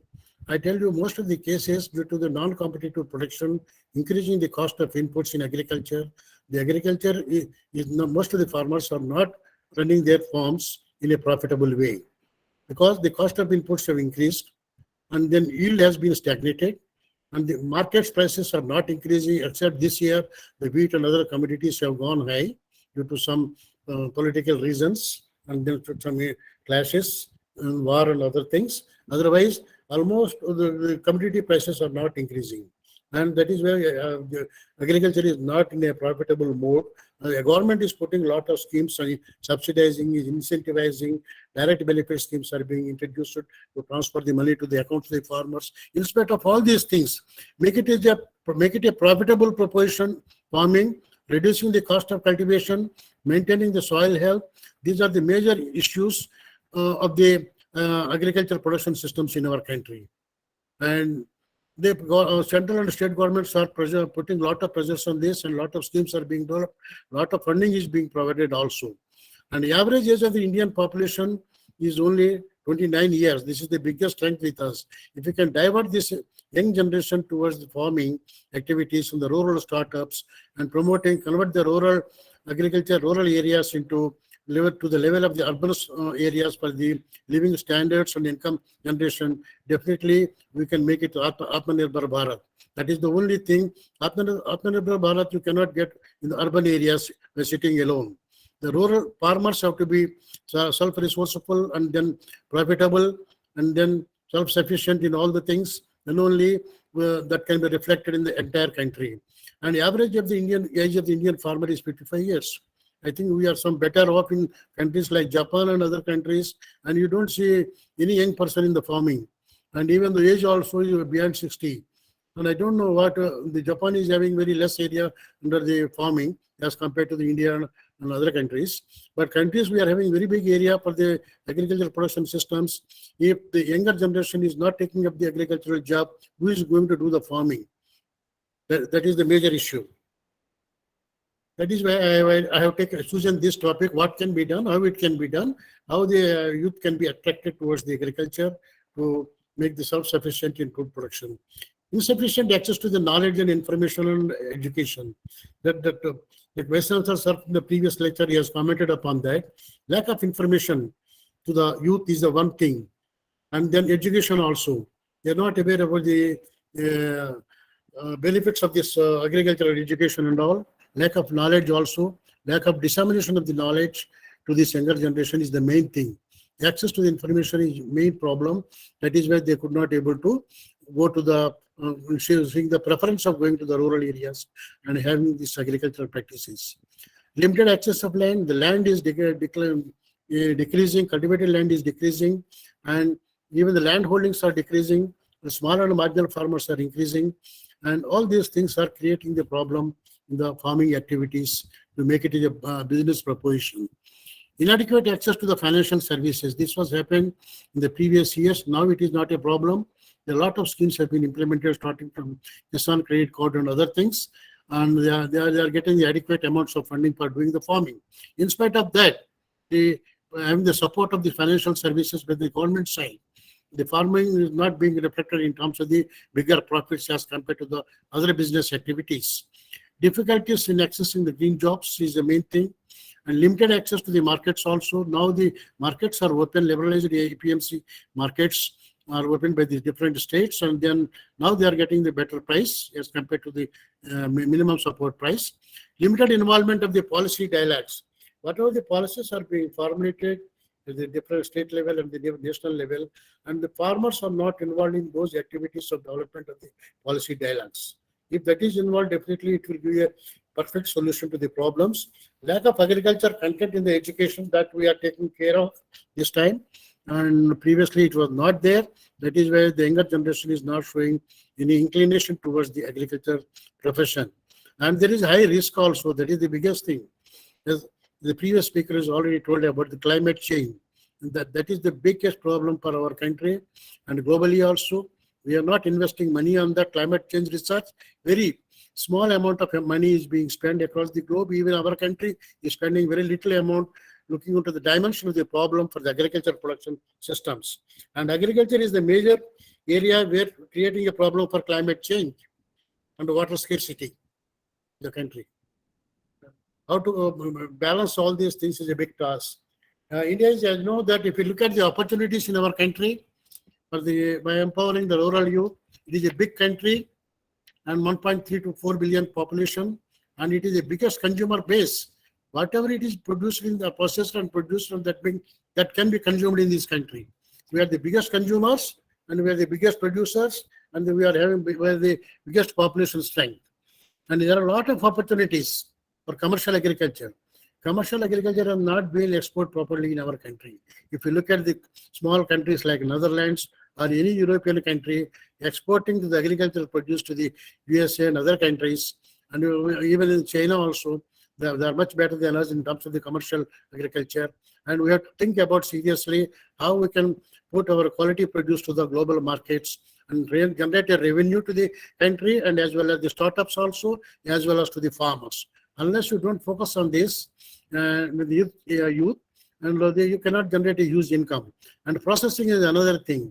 Processing, we are going only 5 to 6% of the agriculture produce. And most of the agricultural country, non-agricultural countries having the 100% processing by importing the raw material from different countries. And there is a huge scope for processing for rural youth, processing units under the PFFME scheme or other schemes also. They can establish their units in the rural areas for agricultural processing and then generate an income and branding and marketing, all these things. And exports also. Only this Karnataka state and Maharashtra and even Gujarat, they could be able to streamline their agricultural exports, but every state government has to devise mechanisms to generate the market intelligence reports of the surplus production they are having for the processing and export also. Exporting the raw produce is not going to fetch anything to the farmers. And after processing, if it can be marketed elsewhere in the different needy countries, definitely that revenue goes to the state government as a tax, and as well as for the businessmen also, as well as the farmers also. Now, recently they started focusing for the last 2 years. Our exports of agriculture is gradually increasing to the Asian countries as well as the European countries, and even for the needy countries across the globe, including Africa. Increased focus on skill training. We had a lot of schemes. Agricultural Skill Council of India, this and that, and a lot of skill training programs are being conducted. That skill is not being reflected in terms of the deliverables among the rural youth. That is the biggest task in our country. Because countries like China, and only 30% of the students goes for higher education. 70% of the students, they stop their education at the high school level or at the degree level, not beyond that. And they go for some skill training, and they put their skill into the production system, and then that will be linked with the global markets. But that is not happening in our country. But there is a lot of scope for that, how to integrate that thing. Government is putting a lot of efforts, but there is a need to be an integration of the trained manpower with the support to generate the production systems, and as well as the developing the branding and marketing that is required in our country. Financial support is not an issue now. Different schemes have been launched by the government for the last 5-6 years. Any unemployed youth, we can empower him with the financial support and the technology support and incubation support, and providing entrepreneurship facilities in the universities and the science and technology institutions in our country. And it is only entrepreneurship is the key factor for the survival of the farming in our country. And even with 4 acres, 3 acres, polyhouse and greenhouse, the Netherlands farmer can export the tomatoes and all these things round the year to the US markets. Why not this country can do that? Because we had a strong agricultural base and horticultural base, And diversity, I tell you, we are having 160 types of vegetables. No other country is having. We are having about more than 40 field crops. No other country grows these things. But this is the strength we are having. And we are having the youth also to do that. And we are having the schemes for financial support. We are having the incubation facilities. Previously, nobody knows about the business incubation or entrepreneurship 30, 40 years back. Now, every institution is having supported with the incubation center, with the management team to support the entrepreneur activities for the unemployed rural youth. And that should be capitalized.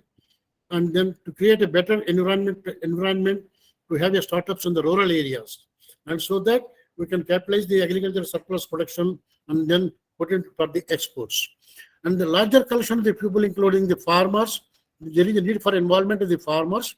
They should be aware what are the quality requirement of their agricultural produce, if needs to be exported or even for the domestic requirements also. Maintenance of the quality is the main consideration in the competitive markets. And the suppliers, they are already available because they are doing the business for the last many years. Traders and the transporters, processors, so everybody needs to be linked in the total supply chain. Our country is exporting a lot of organic cotton. And we are the major suppliers of organic cotton globally for the organic garments manufacturing in the European countries. The entire value chain, the several people are involved in the entrepreneurship promotion activities, starting from seed production to the garments selling. And in this way, this can be done. Value chain developments are very important. If any product sold as a raw material, they don't get anything. If you take an example of potato, it was sold at the rate of 10 rupees. If you go for chips purchase, it goes for the 100 rupees 1 kilo chips. 8 to 10 times increase. It happens with many commodities grown in our country. That is the need of the hour to go for processing and link up with the entrepreneurs and their startups and support them with incubation facilities and then financial support services and market linkages and exports. That generate a revenue to the farming community in our country. And if you look at the rural entrepreneurship dynamics, and the entrepreneur should be technically competent. He may not be an agricultural graduate in the farming activities. Maybe anyone who can able to understand agriculture. If it is agricultural graduate, it is very good. And he should be innovative and he should plan ahead with to see the farm business activities. These are some of the traits required for an entrepreneur. And they should be able to face the social barriers and economic barriers and the regulatory compliances, access to the finance and information. Because most of the people from IIMs comes to us, even for the IT people also working in Hyderabad and even Bangalore, they come to us by leaving their jobs. We want to have startups in agriculture. I asked many times, why you are interested in agriculture if you are getting 20 lakhs, 25 lakhs, 30 lakhs package? They are fed up with those activities. They know the strength of the agriculture activities and strength in agriculture. Small farms, they are taking the lease and then they are having their business activities, supplying the fresh vegetables and fruits and all these things. And then organic production, they are planning and then producing and creating their own business place in the competitive business also. The major limitation that we are facing today in the previous lecture also, the comments were made regarding there is a significant gaps between the public sector institutions and the farmers. This is the major problem. They have to learn. A lot of things are happening in the universities and the research stations, and the Krishi Vijnana Kendras are working very effectively in this country. It is one of the beautiful systems in the world. About 752 Krishi Vijnana Kendras were operating across the country. Nowhere in the world you will see this type of Krishi Vijnana Kendras. And in spite of that, the Krishi Vijnana Kendras cannot reach each and every farmer in the district. There should be some mechanism for the extension support systems. Now, a lot of applications are coming with the IoT applications. I will show you in the next slides. And this is required to reduce the gap between the farmers and the scientists. Then only they can get all the technologies they can put into their practices, and then they can deliver a better productivity of the crops, and they can increase their profits. And what are the major challenges? The research and farming is very weak. Research, they are doing a very good job, and the farmers of their own, they are doing a good job. But the research planning needs to be done with the farmers' requirements. It should fit into their needs. And whatever has been developed, it should be utilized by the farmers also at a very faster rate. Sometimes it takes time. Slow adaptation in some of the geographical regions. Somewhere it is very fast also. And there are duplication of efforts in the extension work. This is the very weak in this country. Public extension systems are almost failure. And now the private extension system is serving a much better way. And in spite of all the framework by the Department of Agriculture. And anyhow, this lot of coordination is required to avoid the duplications. And the district level, this planning can be done very easily. And high transaction costs also, and weak accountability of the farmers. This is another issue. And then extension workers, if we look at, for 50,000 farmers, we are having only one extension worker in the department at the national level. This is very, very poor strength. And the farm, now they are getting the IoT-based applications to different companies and different startup companies and the universities and scientific institutions. They are providing information to the mobile Android mobiles, and that is more effective and more easy to adopt. And multiple role of extension agencies and is creating a lot of problems to the farmers. And what is the change in scenario, economic scenario? What type of change is required? And that is only appropriate agricultural technologies and how they can reach the farmers at a faster rate so that the farmers can adopt and then they can incorporate in the farming practices. They can raise their productivity and profitability. Profitability is the key factor in the farming so that that will attract the youth in the farming activities, that can retain the youth in agricultural practices as well as in the processing and other activities. And for that result into the food and nutritional security, if we cannot attract the rural youth, and the food security and nutritional security is going to be in the doldrums in our country. And poverty reduction is not possible if they are not involving in agriculture. And diversifying the market demands, that we are already doing it, and we are promoting this diversification of the cropping also, as well as the demand-based production also. We are planning for that. And export opportunities, we have to enhance it. And surplus produce needs to be, we should not depend upon the minimum support prices. As we have seen in case of wheat and paddy, a lot of exports openings are there, and now the prices are going beyond the minimum support price, even in case of oil seeds and pulses. And most of the export opportunities needs to be facilitated by the state governments independently to the traders, and then that direct money can go to the farmers so that the farmers can get more revenues out of their agricultural production systems. We are not bothering for environmental concerns. We have not bothered during the Green Revolution period also. We have not bothered what is going to happen to our soil health, and by introducing this uneven application of these fertilizers, and even for the agrochemicals also, mismanagement of use of all these things, and even we have polluted the water also. And there should be incentives for the ecosystem services for the in agricultural practices. That is one of the biggest missing link in our policy at the state level and even at the national level also. We don't support the farmers who can able to protect the environment even after doing agricultural practices. And contribution to the GDP will increase if rural youth are involved in that, and there should be capital build-up also in the rural areas. And generation of the business opportunities and the employment for others in the rural areas. If any startup goes to the rural area, definitely that small startup can give you about 8 to 10 people employment opportunities in that particular village or particular area where he is working in the rural areas. And there should be remarkable change in the economic and industrial development in the country that we can see. So now we are seeing economic and industrial development is progressing only in the metropolitan few cities in the country like Hyderabad and Bangalore and other areas. But it is not really happening in the small cities in the rural areas. The scope of economic activities increases in the rural areas. There will be a great impact on the local communities. Everybody's livelihoods can be further improved, and they can have a very good standard of living in the rural areas also. And it gives the benefits of innovation to the society. That is the basic theme of science. Whatever the research that we are doing, what are the innovations that we are developing and converting into technologies, that society should get the benefit. This is the only means. If in the present generation of the rural youth can be diverted towards the agricultural farming practices and related activities like food processing, marketing, warehousing, many more activities I will show you later on. And definitely the society will get a benefit and income can be automatically raised. and it establishes the stability in the society. There will not be any migration of the people from the rural to the urban areas. And they will be happy to live in the rural areas if they get a sufficient income for their survival and their family. And it plays a very important role for the balance of regional development also. Some of the regions in our country is well developed and well progressed also due to some of the activities related to economic activities like seed production in Karnataka and even Andhra Pradesh. Like that, they don't want to move out of the agriculture.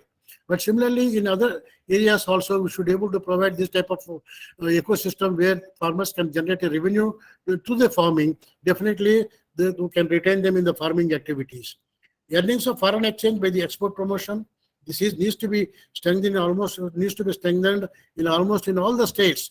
Now the Karnataka is doing, and then Maharashtra they started in collaboration with NABARD, and the Madhya Pradesh also we have started working on that. The surplus production needs to be converted for the export purpose by meeting the quality standards of the importing countries. And optimum utilization of the natural resources. Dr. Manjeet have also rightly said, we have to save the water for future. That is not happening. Water is the key element apart from all these things. Soil, water, and seed and microbes. Well, this can play a very important role. We have to focus on that, how to preserve them for the future generations so that they can also get food to eat. And pay taxes to the government. That is possible if we can strengthen these activities in the rural areas. Automatically, the state governments will get a lot of revenue out of that. They can create a better facilities to the public with those revenue generations. And development of subsidiary industries also will progress. If you go for processing, 100 processing units are being established in a particular district. Definitely, there should be need for a packaging industry. There should be a marketing networking and logistics support systems. Many more industries will come along with that. Support services are required. A lot of huge employment generation can be generated. And ultimately, at the end of the day, we can raise the living standards of the society through these activities. If we can empower the rural youth, put them in the right direction to generate the revenue. And just I'm showing some of the income generation activities to the agriculture and the allied sector fields. Quickly, we go through that. All of you might be aware. And these are the services required today in agricultural sector, farm advisory services. They are paying, farmers are ready to pay the amount, and some of the startups are already getting a lot of money out of that and providing the benefits to the farmers and raising their income and productivity and the profitability. And the drone applications in agriculture, it is the upcoming area where a lot of incentives are being provided by the Ministry of Civil Aviation, and a lot of training centers are going to be established, and all agricultural universities and the Krishi Vijnana Kendras, they are making it available free of cost to provide the services to the farming community, starting from spraying to the seeding and everything, even for the estimation of the yield levels, detection of disease and pests, everything is possible through the drone applications to make it easy farming. If you make it easy, even a youth also will be ready to go and do the farming activities. And if it is a tough business to do the farming, that nobody will accept the farming activity. And I think the future, a lot of research is going on in the developed countries, even our country also, at Telangana Agricultural University and Akola University, they are already started working on IoT applications in agriculture, standardizing the techniques. And all agriculture universities are standardizing the drone applications in collaboration with the industry now. And training centers are already being established in the Professor Engineering Agricultural University, Guntur, Andhra Pradesh also. Similarly, many universities are trying. Even I am also planning at our university. And food safety and audit and quality. And our country is having excellent food quality safety standards by merging several acts into one act. And it is one of the best food safety standard act that we have evolved, globally competitive, and we can export a lot of food to the other countries. And here also we require a lot of service providers and manpower auditors to go to the industries and maintain the quality and certification. And you know that farmer producer companies are already been in the process of establishment. And Madhya Pradesh is the leading state, the first state in the country established a farmer producer organization. And based on that, several 10,000 farmer producer companies already government has sanctioned, and different agencies are establishing it. And there also we require a lot of manpower. Rural youth is required, starting from CEO, Chief Executive Officer of the farmer producer company to the other activities in the rural areas, and by creating the common facilities, processing, packaging, grinding and export and other things. Even plant protection services are being done to the service provided by the rural youth in Andhra Pradesh. If somebody wants to spray particular agrochemical, they say that I want this insecticide needs to be sprayed, and that fellow will go with the complete equipment and go and spray and charge the money. And this type of services in the rural areas can be further strengthened so that the farming will be easy for the farmer. Export-import documentation procedures, and a lot of human issues are required on this line for this purpose. Commodity trading is coming up now due to relaxation in the rules in the APMC by the different states, and it is a very big business now, completely without any risk. If the commodity is available, then only the trading starts. The competitive markets, a lot of opportunities, and the transportation and storage. The government of India has made a lot of facilitation for this transportation, and even for the trail, even for the road transportation, the trucks also, other things. And the storage facilities, warehousing, and the agricultural infrastructure marketing fund, lot of fund is being provided for these two purposes in the rural areas for infrastructure. Now there is not a problem. If anybody wants to have investment in the rural areas, the government is supporting up to 2 crore rupees for each entrepreneurs.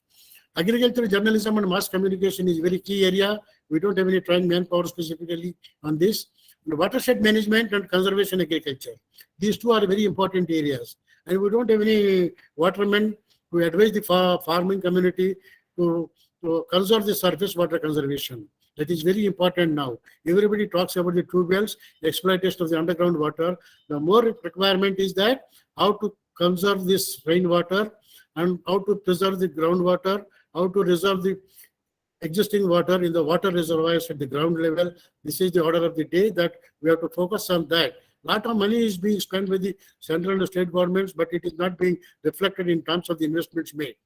And conservation agriculture is a very important activity, as Sir also said, the previous speaker, and it is very important to conserve the soil as well as the water, and also reduce the cost of cultivation and reducing the greenhouse gas emissions and mitigating the climate change. And this needs to be practiced. It is in a limited scale in our country. And crop quality certification is very important for the export purposes. It is not happening. It needs to be done. And some of the manpower youth can be trained in this, and so that our agricultural produce can be exportable to any country which is needy as per their standards. Custom hiring centers, Madhya Pradesh is also a leading state in that. The farm mechanization, if somebody wants a tractor or a combiner, harvester, or for the seed drill or anything, and it can be made available on hiring basis, so that the farmer will not be in trouble. He did not go for a purchase of any machinery and all these things for the huge investments.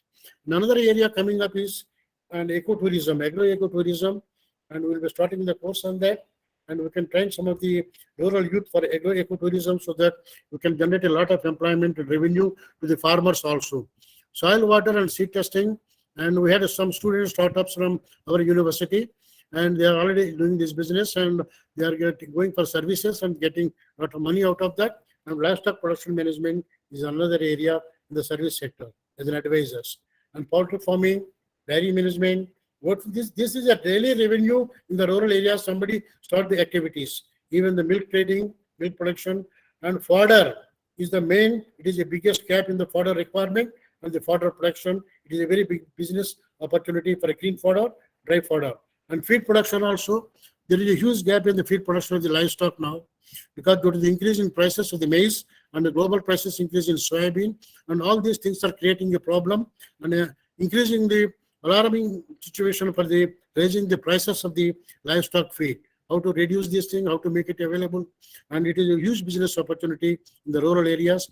And aquaculture, and it is a very high growth sector, and a lot of opportunities in the rural areas to go for fish farming. And if you come to the agri-imports, seed sector is a very big thing, and a lot of people are being engaged. A lot of startups are coming. More than 550 seed industries are operating in our country now. And then biofertilizers, the government says we got enough biofertilizers. The farmers are not using biofertilizers. How to make them use with the effective, efficient strains, and it is one of the key elements for agricultural production to make it profitable. Without microbes, without biofertilizers, you cannot harvest anything. And even biocontrol agents also. Rather than going for chemical insecticides and all these things, we can have a biocontrol agents. And vermicomposting, now it is started in a big way, and we are promoting some of the startups for alternate fertilizers to the chemical fertilizers with the vermicomposting based with the natural source of phosphorus and potash and all these things. And on-farm production of inputs is very important. In Gujarat, the natural farming, they had tried, and 2 lakh farmers, small and marginal farmers, they have adopted this thing. They are happy with that.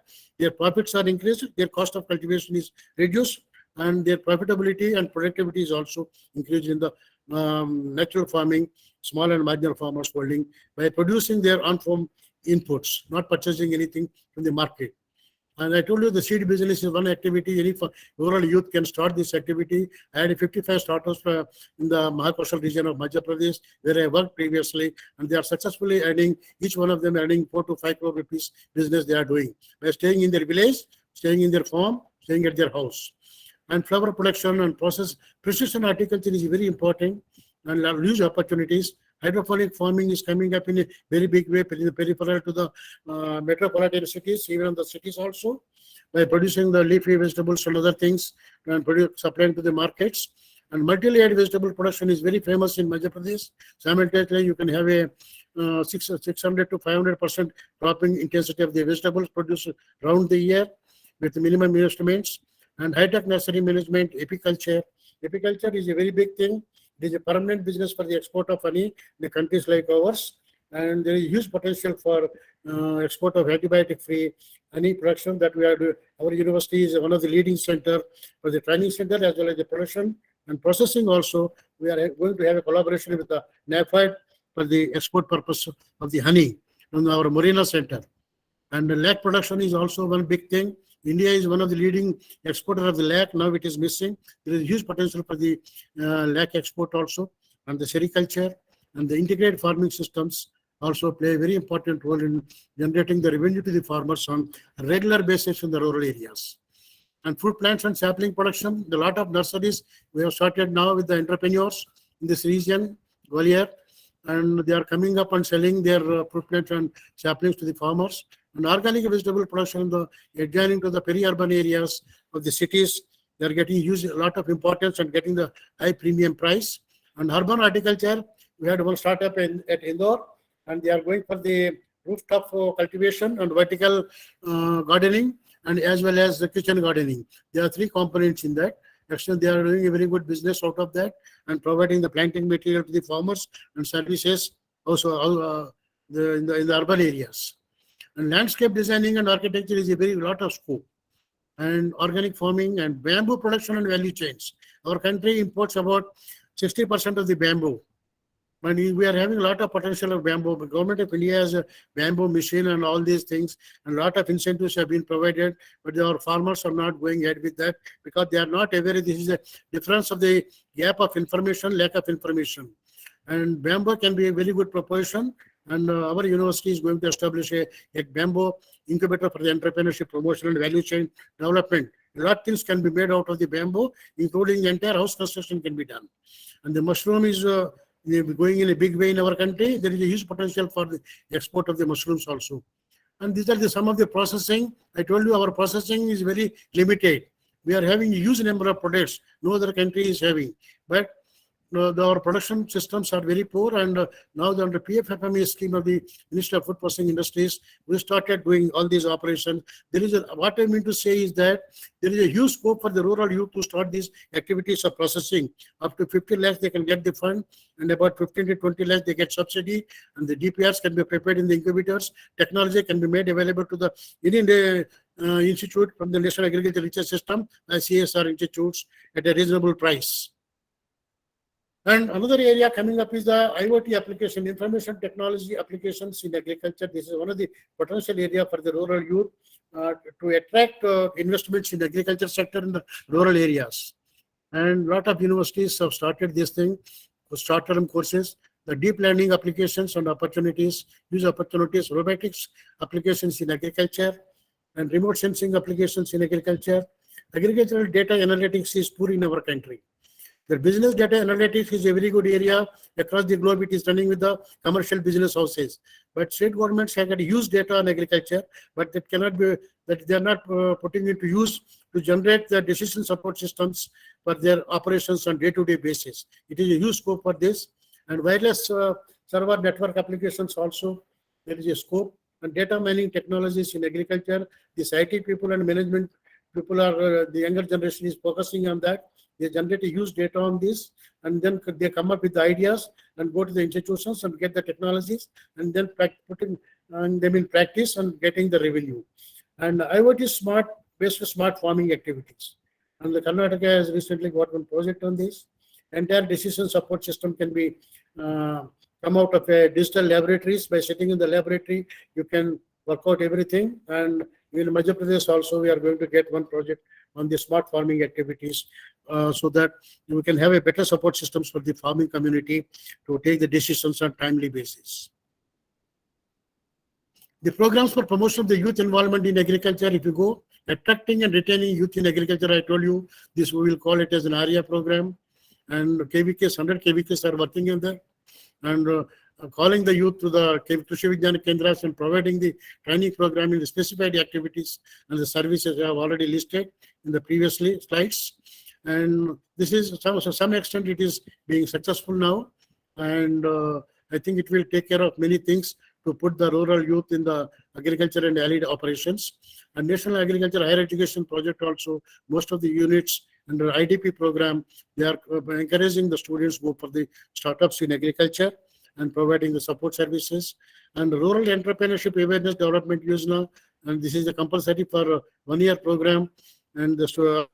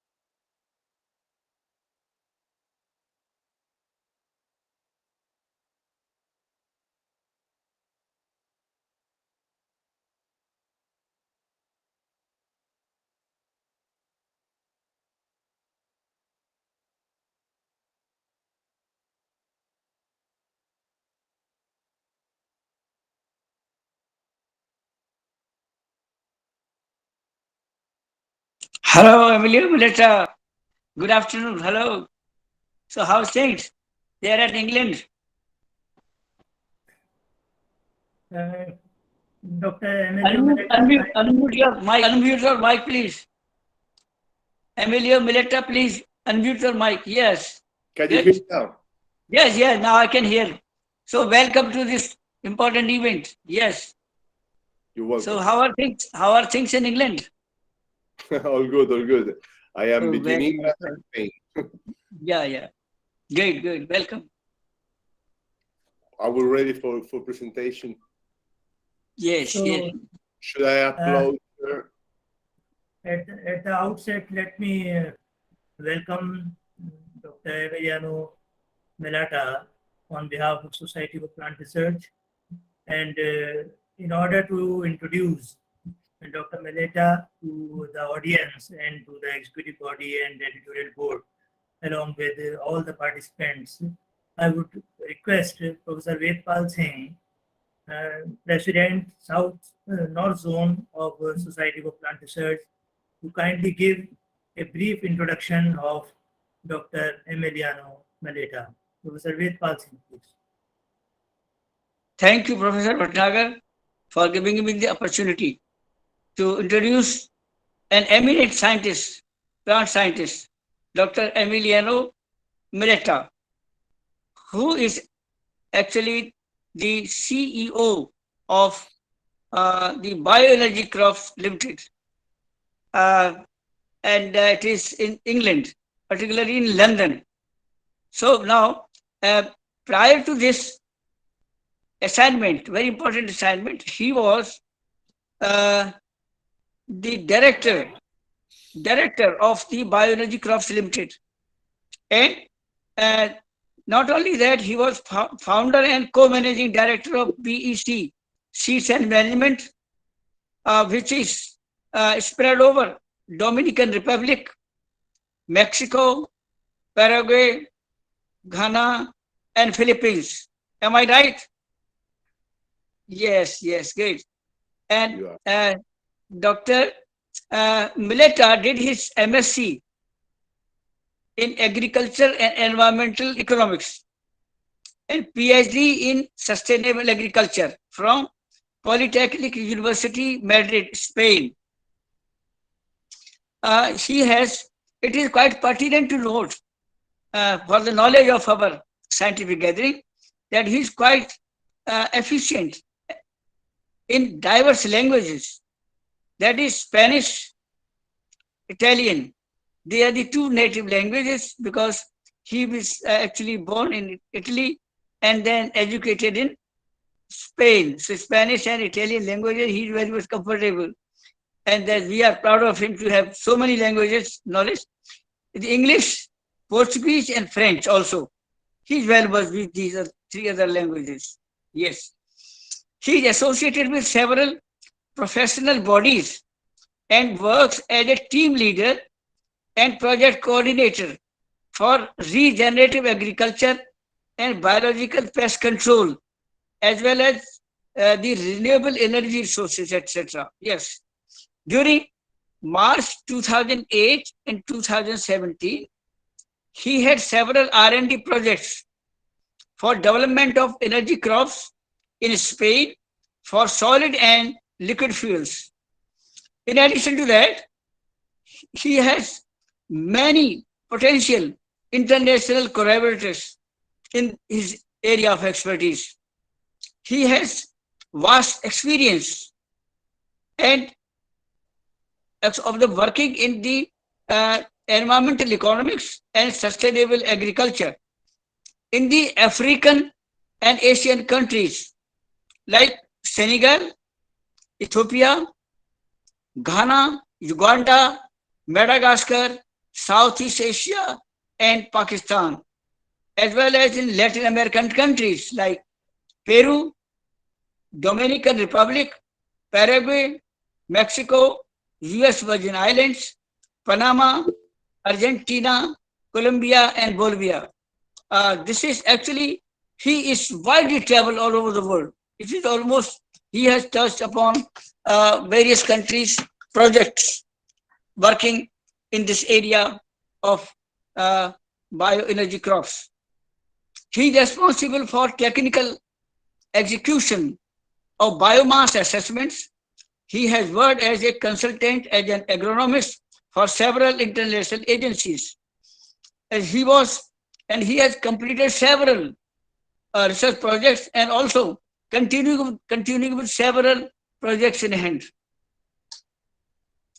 Not only that, he has organized several international training programs, seminars, and workshops in his area of expertise in several countries. During his career as an academician, scientist, professional, and administrator, he has published more than 100 research papers, in addition to many invited book chapters. And it is also interesting to note that he has contributed a chapter, landmark work he has done, and he contributed a chapter on lignocellulosic crops in the book titled Biofuel Cropping System in 2014. It's a remarkable piece of work done by him. And he has attended many international conferences, and to be very specific, in one of the conferences, that was the 20th biomass conference at Milano. Sorry.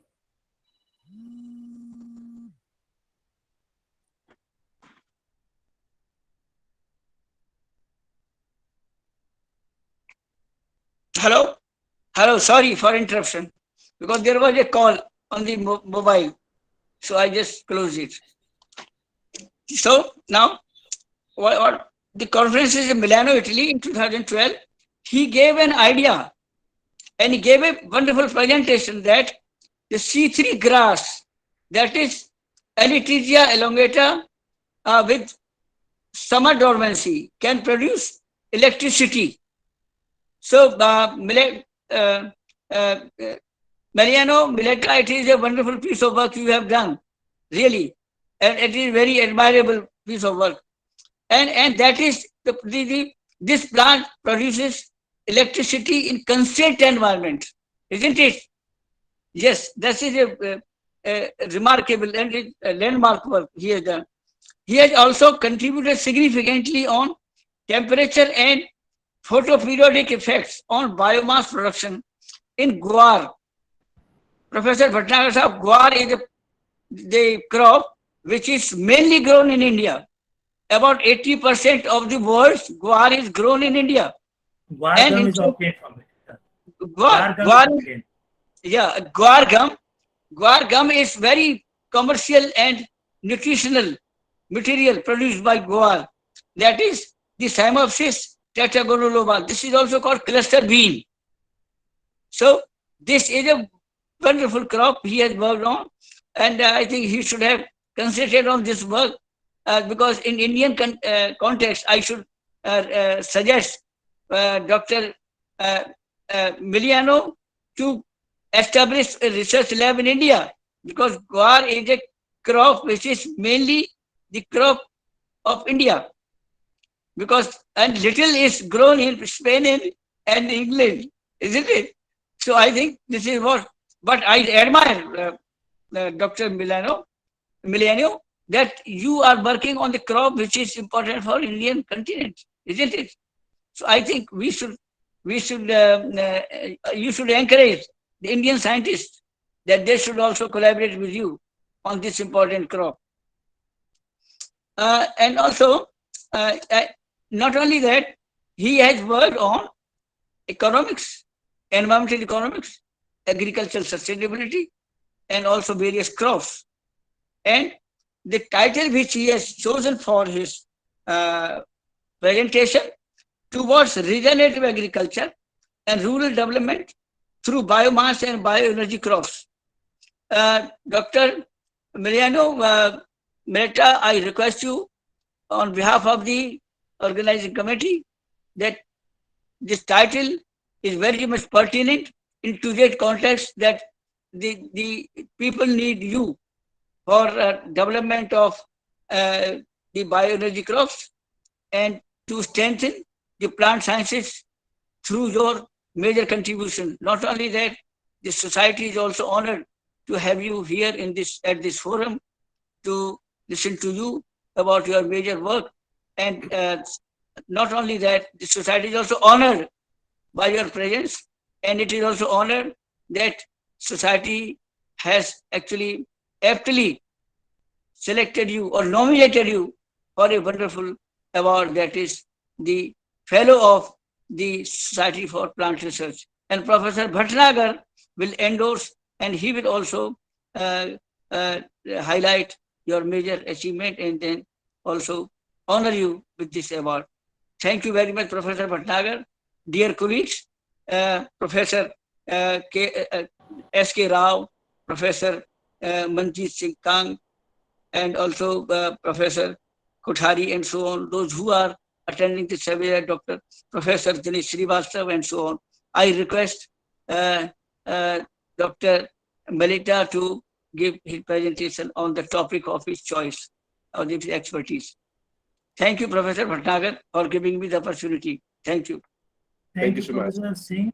And before I invite Professor Emiliano Maletta to deliver his presentation, I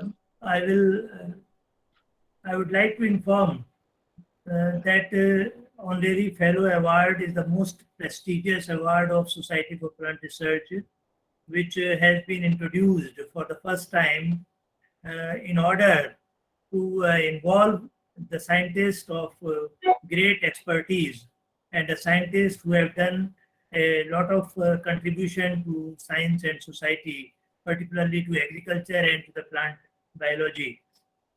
This award will be conferred during some international conference shortly, and we would request all our honorary fellows to kindly make it convenient to join that felicitation ceremony. In case they fail to do so, it will be sent through post to the scientist. Thank you very much, and we all are eagerly waiting for your wonderful presentation. Dr. Emiliano Maletta. Thank you. Thank you so much. I was trying to come to share my screen, but I think you need to give me some permission to share it. Please, please. I'll try now. Okay. It is not allowing. 1 minute.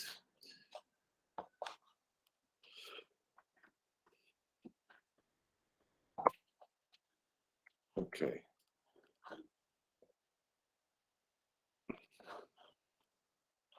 Let's see. I have issues presenting. Could you, part of your thing, maybe can share the presentation that I sent, the last version, because my system is not allowing me somehow. I'm not sure why. Should we get it done from our office?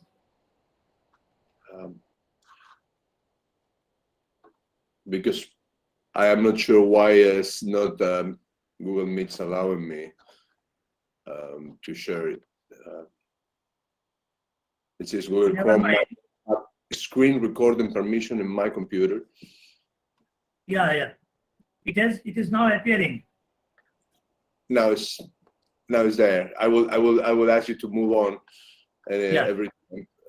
Okay, thank you so much for the invitation and your comments. Please go to the next slide. So we start right away introducing a little bit what we do. As described, our company was founded in 2012. I was a researcher by then,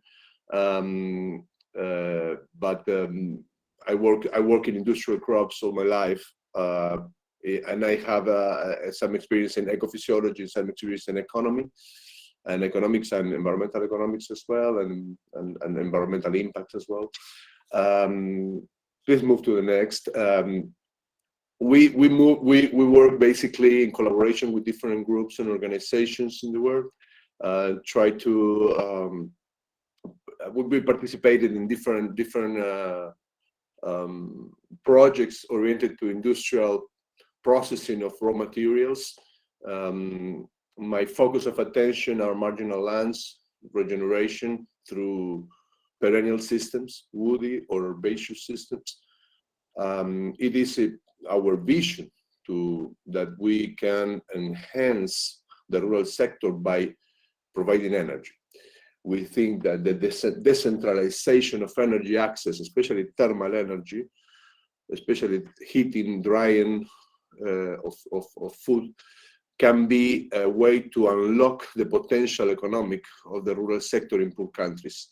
So what we think is that instead of just using residues, we can provide the sufficient certainty in a supply chain for raw materials to be used for bioenergy in order to justify the investment and unlock the funding required. So helping cooperatives or associations or companies in producing thermal energy requires an integrated vision of residues, circular economy, and dedicated biomass plantations that produce solid biomass to be part of the supply chain and the feedstock supply chain anywhere. So the many regions are isolated and they don't have access to electricity or power or heat or biofuels. They are imported. They use their few dollars or currency money to import from abroad, and they need to take gas, coal, fuel oil, or anything they can burn.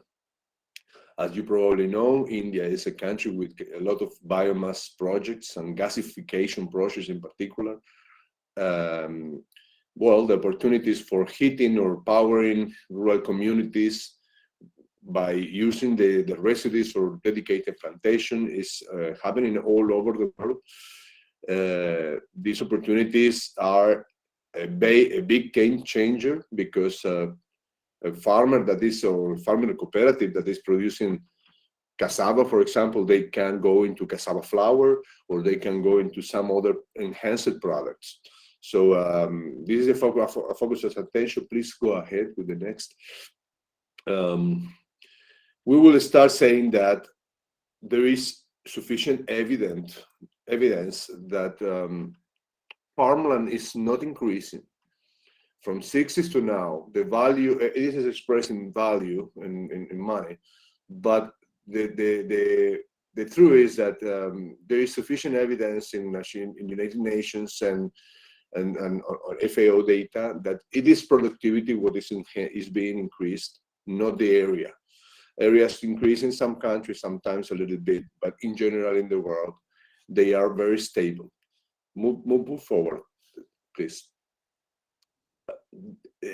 Our calculations in different studies show that there is a number of factors that are not to be used for food or not introduce food disruption in the world in the next years. And FAO calculates that it is about almost 2.9 billion hectares, so thousands of millions, let's say. And part of it is prime land or good land, and part of it is marginal land, which is something we need to discuss. What is marginal land? These studies are available. We have them also uploaded in our website. Basically, the big question for humanity in bioenergy is, okay, but where are these lands? What are them? Who owns them? How we go there? How we try to develop something there? And some people say, no, well, this is a forest, or this is a system that we cannot touch for bioenergy because deforestation will introduce emissions, and in the end product, when you go into the cycle of a footprint for the biofuel. So deforestation should be avoided anyway. And then well, we started to analyze what is the land that can be used or not for biomass and bio-based products that of course include not just the thermal energy that we know is a very good opportunity using biomass for heat because of the conversion efficiency, rather than electricity or ethanol or other products. The production of thermal energy is quite efficient in biomass. However, we started to realize that there were many opportunities for bio-based products, replacing construction materials, biofertilizers, energy products, fibers, and even animal feed production units. Please go to the next. When we consider land use changes after the studies published in 2008 and 2009 by Princeton researcher Scindia proved that the land use change for bioenergy can introduce emissions and impacts that should be measured, direct land use change or indirect land use change. So we started to focus in bioenergy with positive impacts, which means that we try to enhance the environmental conditions during the production of the biomass, together with food production, fodder for animals, or other products. We started to consider products as only perennial options, and we try to go into rotational approaches, regenerative approaches with the soil, and different kind of solutions that prevent erosion, that prevent eutrophication, pollution of chemicals and leaching, like nitrate leaching, and try to move into that direction during years. We found many areas in our projects and project by our clients that were deforested situations, desertification, areas that have been abandoned for many years. In particular, we focused a lot in sugarcane areas in the world, but we also worked with other situations, other scenarios, from developed countries to developing countries. There's a variety of environmental conditions and land that could be considered marginal. This land has a number of situations. Not always is a nice forest or a native forest. No, it is normally desertified. It is normally erosion, slopey areas, areas that have been depleted before or abandoned or deforested in the past. And then we moved into these different systems with trees and grasses and other elements, trying to produce a feedstock that can be turned into bioenergy solutions. Please move to the next. Well, different studies have been confirming what we said and proved that there are it is easy to consider between 50 and 200 million hectares are the total amount of hectares in the world that should be sufficient, considering the different goals established by the IPCC in climate change. With between 100 and 200 million hectares are sufficient to produce the bioenergy we need in the world. While you will see many studies saying that residues can be turned into different options, you will realize that most of the groups in the world are pointing into energy crops as the big potential for bioenergy in the world in order to replace gas, coal, gasoline, diesel, and electricity produced by those fuels too. This author, Sousa, in 2015, he estimated the amount of hectares needed and the amount of hectares that are available for bioenergy. And the truth is that we just need a little bit of the total amount of hectares that are needed. Just the point is where you go, where to grow the crops, how to grow them, how to produce something that has impact, because it's useless to produce a liter of biodiesel if I have to use per liter of biodiesel produced 1 liter of diesel. I cannot replace 1 liter per liter of diesel. I mean, I cannot use just 1 liter for 1 liter of biodiesel. I may need 10% or 5% of the fossil energy, or 1%. I cannot produce this liter of biodiesel with 1 liter of diesel producing the same impact. This is absolutely nonsense. So we are moving into a direction in which we try to really produce in an efficient manner some products, but this requires feedstock. And feedstock stability is not easy to get, because when you go to sawmills, or when you go to a palm mill, or you go to some industries in the field producing cassava peels or producing a rice husk or any residue, many financiers and many groups are saying that it is not stable enough, certain for long-term contracts in order to justify the building of a 20-year project with maybe $10 million or $5 million or whatever is the amount of money you need to process biomass, or even in a smaller scale with small equipment, you need to go into 20 years. Please go ahead. So I will now just put some big ideas before showing you some photos and examples. When it comes to marginal land, you have high productive areas and low productive areas. And a way to characterize environment is the outcome of the environment. What is the potential in dry tons? ODT, you will see this ODT everywhere in my presentation. It is oven dried tons. It's just bone tons, the biomass without moisture. Well, productivities are giving us ranges and cost and scenarios. In areas that are productive, most groups try to produce bioenergy, like, for example, the case of maize in the United States producing ethanol, or soybean industries that produce biodiesel. They are producing food and energy. They are producing protein cake, expeller, and they are producing oil and eventually biodiesel. And they are competing with food in a way, but they are producing both things. So the income and the total benefit for the bioeconomy is quite nice. However, they're using the best land. These lands are normally commercially developed for agriculture and they have many opportunities to grow different kind of options that are profitable for farmers, and they use the water they have.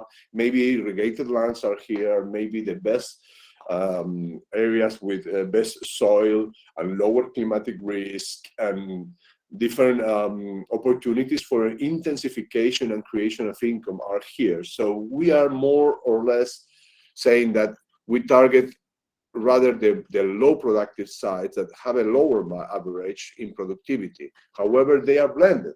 They are not just one region is productive and the other region is low production. No, they are mixed in the regions.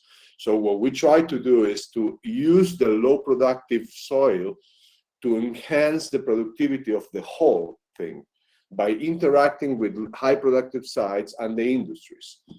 So when you go to marginal lands, the fact is that the yields are lower and you need more land in order to meet the same requirement. And when you go to high productive sites, you can concentrate the production. Even in not the best soil of the high productive site, you may have opportunities to go into forestry or to go into perennial grass or to go into industrial grass crops that can be synergetic with food crops. However, this situation is a better understanding to define how to move. Please go ahead. In particular, the situation is that when you go to cost, this is in US dollars per gigajoule, that you may express it in million BTU or in kilocalories or any kind of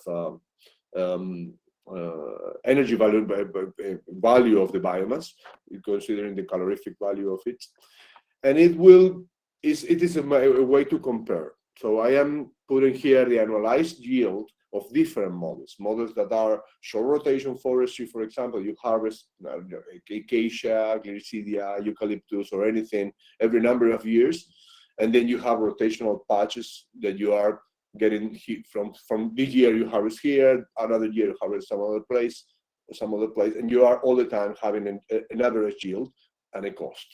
And when you go to perennial grasses, or you go to energy cane, or you go to different herbaceous systems, even sugarcane, the models with vegetation that with the propagation with rhizomes or cuttings is more expensive than the seeded grasses, for example.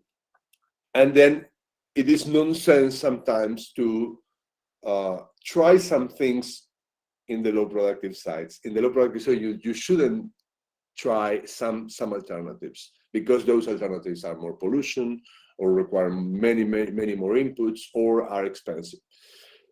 When you go to very low yielding sites, the best way to go is woody crops, because woody models will produce a decent yield, and you can accumulate the biomass, because in a bush system or a woody system, you can decide this year not to harvest and harvest next year or the next. Instead, in an herbaceous model, the biomass is going to senescent, and you will lose the biomass. So herbaceous biomass are reasonable in areas that you can produce more than 10 in order to bale the biomass or go into grinding, silage management, or different systems. In woody models, you can really go even in deserts that are very unproductive and obtain yields between 5 and 10 dry tons hectare year with the systems that can be Acacia saligna, or can be Atriplex numularia, or can be many woody species that are resilient and adapted. Then, of course, there are these very productive sites where you can produce more than 30, 40, or even more dry tons hectare per year, like in the case of several crops that are highly productive in wet environments. However, the problematic here are also that you need to go in and harvest areas that are very rainy and very difficult in terms of the logistics. If it rains 7 months a year, how you're going to harvest and provide stability to your industry. So the situation is not so easy in any condition. It is not.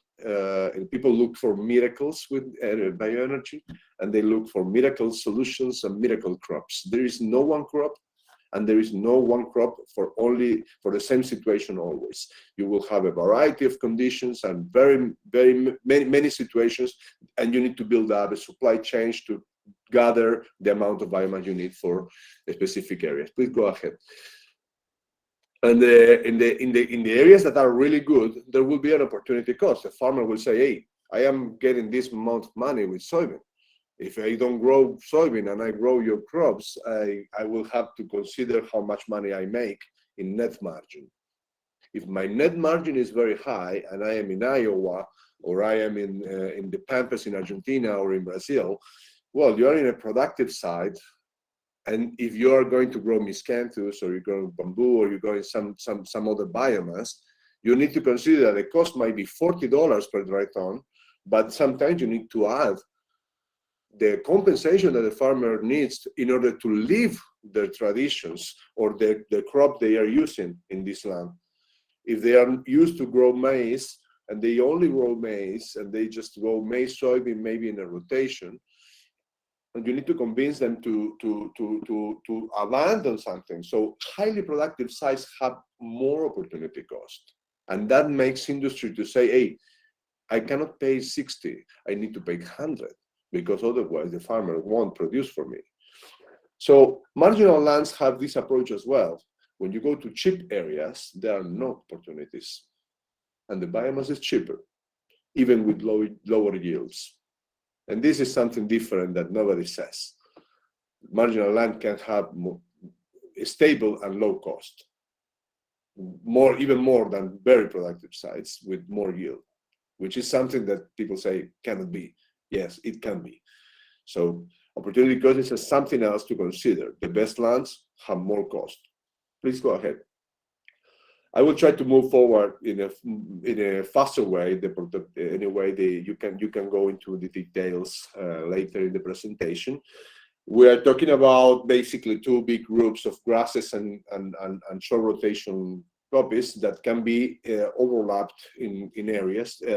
Our experience in Europe is more oriented into energy crops than other places. Please go ahead to next. Some tropical grasses in different countries have been tested for bioenergy with warm grasses producing more than cool grasses. Cool grasses are grasses with C3, with 3 carbons in the photosynthesis pathway. For warm grasses have 4 carbons, and they produce more than the cool grasses.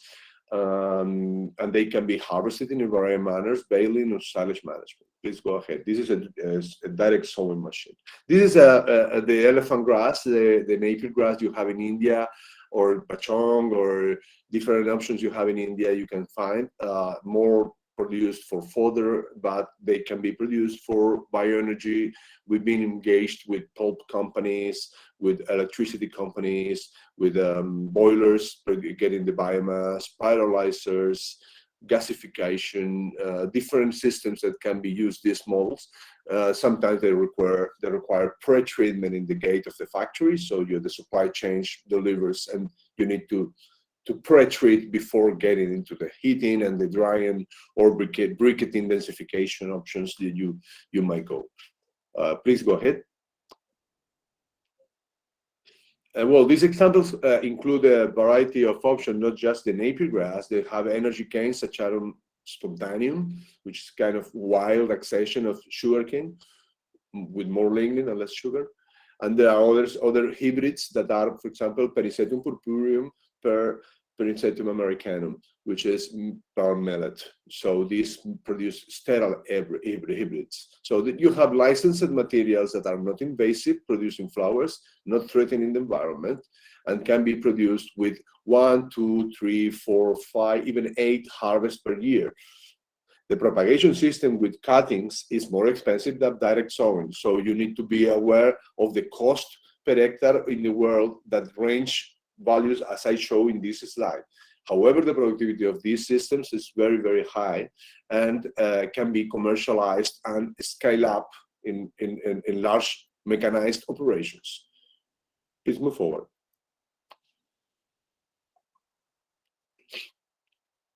Well, show rotation in the forestry operations in the tropics with Acacia magnum, well, several species, including Leucaena, including eucalyptus, some Caribbean pines, some other materials have been tested with different hybrids or clones are possible. Short rotation forestry in biomass production means that you are not putting 200 or 300 or 400 trees per hectare. You're moving to 1,000 to 5, 6, 7,000 plants per hectare. It's very dense. Short rotation copies in trees are regrowing every time you harvest, and you can go during normally 3-4 rotations, meaning you can harvest every 4 years during 16 years and have four harvests in these areas. And the annualized yields of the woody systems in the tropics normally range between 15 and 22 dry tons hectare year. Please go to the next. All about machinery, harvesting machinery solutions, planting solutions. Different harvest operations have been tested in wet environments and dry environments with different machinery, chipping the biomass, baling the wood, like in this photo in Spain, in this, the left, or harvesting with different implements. Please, next. Well, these are photos on the planting and the baling and the harvesting. The great news is that machinery is very advanced in the world, and you have providers and suppliers everywhere, and it is relatively easy to get machineries adapted to your system. Bush management is also very much advanced. People are harvesting bushes and pruning different systems in order to collect the biomass in an efficient way.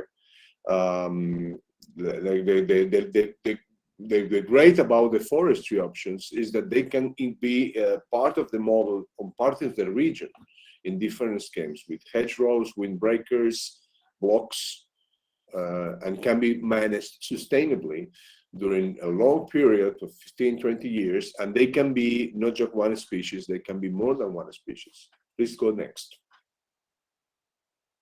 Also, these woody elements can be part of a system that is oriented to biomass and timber, for example. So you have value products and you have energy for processing in the same region. In semi-arid lands, we've been working in different places with grasslands and bushes and gardens and different elements that can be cultivated in areas that are very, very extreme. The case of the photo on the right and the right bottom is in Chile, northern Chile, that I've been working in 8,000 hectares of Atriplex numularia. This is a bush system producing about 8 or 7 dry tons hectare year. They produce fodder and wood. So they have goats going into foraging and grazing, and wood systems being harvested every 8 years. So every time they harvest, they have it about 40 or 50 dry tons in an area with 200 millimeters close to the sea, with the moisture of the sea going, but very, very arid in northern Chile. Please go next. Agave systems and cacti and other kind of opuntia are also part of different systems in arid lands with very, very good productivity and very good potential for bioethanol, for solid biomass to be used as well. The beginning of it is in areas where you have the industry. You have tequila industry in Mexico with thousands and thousands of hectares. The example of the right bottom is in Chile as well, with cactus producing biogas. This is a cactus plantation producing biogas. Please move next. Well, we're going now moving into agroforestry models and mixed models. Well, mixed models are very abundant already since 70s, and what we're doing is that sometimes the industry says, hey, we need some wood, and we need also the grass, and sometimes they get certification for the carbon and the financing of the plantation. So we use both. Please go next. The next photos are many photos showing some examples of different agroforestry practices that are included in bioenergy approaches sometimes, especially during the financing of the projects. There is, especially after the pandemic, but also with now the situation with Ukraine, there are many groups that are offering funding options for carbon sequestration with these systems that are paid better because they include more than one species, or because they include silvopasture, alley cropping, even conservation areas. So we are moving into this direction. The direction is mixed models including different approaches of food and energy in the same area. Please go next. Basically, the systems that combine different crops are most of the time work well in areas that are smallholders and small farmers with few hectares. So the challenge sometimes for me is that the industry wants 2,000 hectares or 10,000 hectares or 20,000 hectares in order to supply a number of tons that is stable and works well for the purposes of the industry. Well, this is a challenge sometimes. You need to go into some a spatial arrangement with the smallholders and the farmers in order to have the amounts you need during the next 20 years.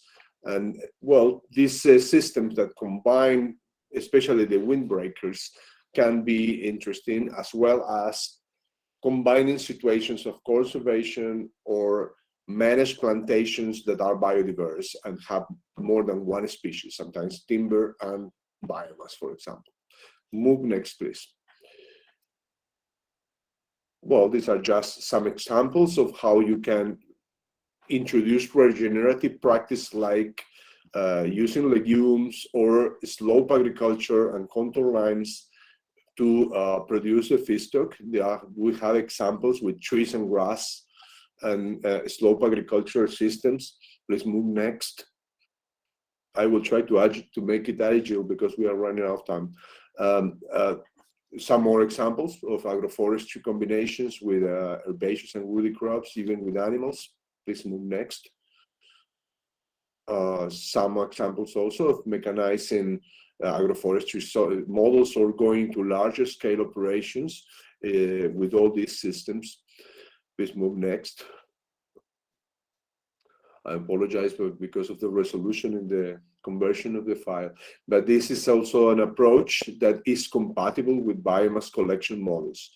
Landscape management requires sometimes that the forestry associations or large cooperatives coordinate the planting of large areas in order to have sufficient fuel wood for the efficient conversion technologies we are having now compared to the past. So here we have some example of a regional approach where you can go into forest conservation, agroforestry, afforestation, hedge and windbreakers, together with the food production and the community and the rivers. And this is possible in some areas and has to be designed prior to the installation of the factory. Please move next. Some water economies are also very interesting because of the different combinations that agroforestry models with biomass allow. I always tend to say that when you produce corn, or you produce any sorghum, or you produce any product that considers flowers and fruits, water is more challenging than in biomass, because in biomass you don't have anthesis, you don't have pollinators, you don't have many things that require nitrates or specific nutrients during specific phases of the production. In biomass, if biomass phases draw, it resists and waits until the rain comes. And then when the rain comes, it grows. No? It just survives the drought, and it becomes a resilient practice in terms of water. And that is the approach we're having with the combinations we're talking about here. Please move next. Some biodiversity have been measured in several of these systems, including different insects and different fauna in the soil and above, and also birds. Please move forward. We are targeting all the time perennial systems with long roots, This is a photo of, say, in Canada for switchgrass. Our friend Roger Sampson is working with switchgrass for biomass briquettes in grasslands in Canada. And there is sufficient evidence that most of the biodiversity can be measured and reported and certified. And it is very relevant in order to get carbon bonds today. Please move forward. Some operation with biofertilizers are always accompanying the process. The idea is we are moving into composting operations, biochar production, to enhance carbon in the soil, to couple to heat production or electricity production in the factories. So we're moving into in large industries, sugar mills, or any other company targeting large plantations with biomass. We are moving into biochar and composting always. It reduces a lot the need of chemicals. Please move forward. Well, this is some different kind of elements that you just want to show briefly what kind of biochar productions. We've been engaged in artisanal making, small equipment, large carbonizers, and bigger plants. This is just some photos of the biochar production. Please move forward. Normally, biochar is expensive. You need about 3 tons of biomass to produce 1 ton of biochar, just rule of thumb. Biochar can be expensive in terms of the biomass, even if biomass is available right there. You need to burn it, and you need to do it well with water, access to quench, and control the pyrolysis. Even the most artisanal charcoal making, you know. So, but the important point is that when you blend a little bit of biochar with compost, it corrects very well the pH, which is a problem in tropics with the acidity and the problem with phosphorus. So biochar as a soil amendment in a tropic has a tremendous potential, much more than in any other kind, in other region. Tropics with high rainfalls and vertisoils or red soils is part of the biochar equation. Please move forward.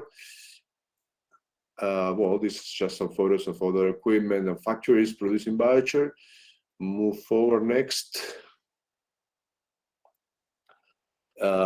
Well, there are different equipment that uses heat, electricity, vinegars, bio-oil, syngas, and the biochar. So when it comes to, you know, considering different supply chains and in industries, we normally check on the different needs and markets, because if you cannot use the vinegar, why you produce vinegar? Well, some countries use vinegar for agriculture. We try to customize the needs considering the markets and the market needs for different schemes. Please go next. Well, this is just how it is applied on the field. Not important to make in the details. Different application models to go into a biochar application. Please go forward. Composting operations in larger scale, very well demonstrated everywhere. Not a big deal. Blends with biochar, 10%, 20%, even up to 50% biochar and compost. Very, very successful in nurseries, very successful in water retention, cation exchange capacities, and soil improvement in general. Please go next. We've been working a lot in mining sector, and it is in Ghana, where we've been trying to fix lands that have been degraded during many years. We are now targeting mining sector in Peru and South Africa as well, trying to go into soil regeneration strategies for mining. Mining companies normally destroy the environment by deforesting or even use of chemicals. The use of composting and biochar and perennial system for biomass help, and at the same time they provide rural income, rural jobs, and a social solution for the energy as well. So been working in 15,000 hectares in Ghana, and with Chinese companies and Indian companies getting there for the diamonds and the gold. And there is an interest on this and a lot of funding moving into this direction as well. Please go next. Well, just some ideas of the regenerative dynamics with socioeconomic benefits, climate change mitigation, economics co-benefits. We consider the whole thing, from mineral cycles in the soil to the community, the social aspect, the needs, the access to thermal energy in the domestic sector with houses. Sometimes our projects are producing briquettes for an industry, but you can allocate briquettes for solutions in the domestic sector with the farmers as well. Well, part of the ideas of the regenerative approach are this integrated value where you consider the environment, the climate change, the socio-economic situation, and the political factors. Move next.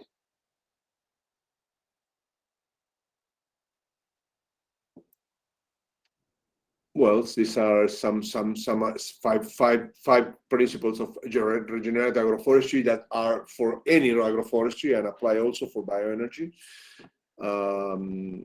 with the same approaches: improving soil, regenerating the environment, producing renewable clean sources to replace fossil sources, and this equation having economy and increased crop diversification. The idea we use is that when the area is highly competitive, we don't get there.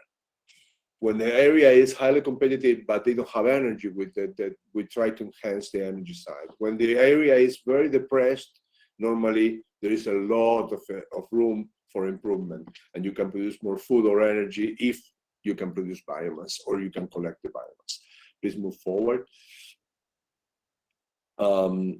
Part of the regeneration paradigm, I would say, when we were, at least when I was in the university like 25 years ago, I remember everybody was speaking about sustainability. Well, we talk about not sustaining, improving, going to the other side, adding carbon, adding biodiversity, adding income, creating rural jobs. This is called positive impact, and that is what bioenergy looks in the world for the next 100 years. We'll look into that.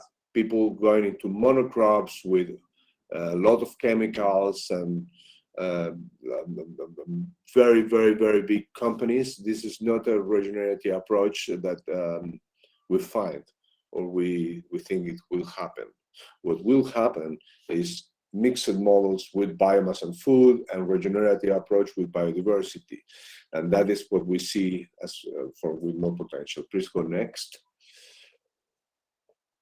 Well, these are just some practices typically in the models we're talking about. We're getting robotics and digitalization and precision agriculture together with crop diversification and biomass, and here the key is always the energy. In the regenerative models, they normally stay what I call, well, they are smallholders going to permaculture.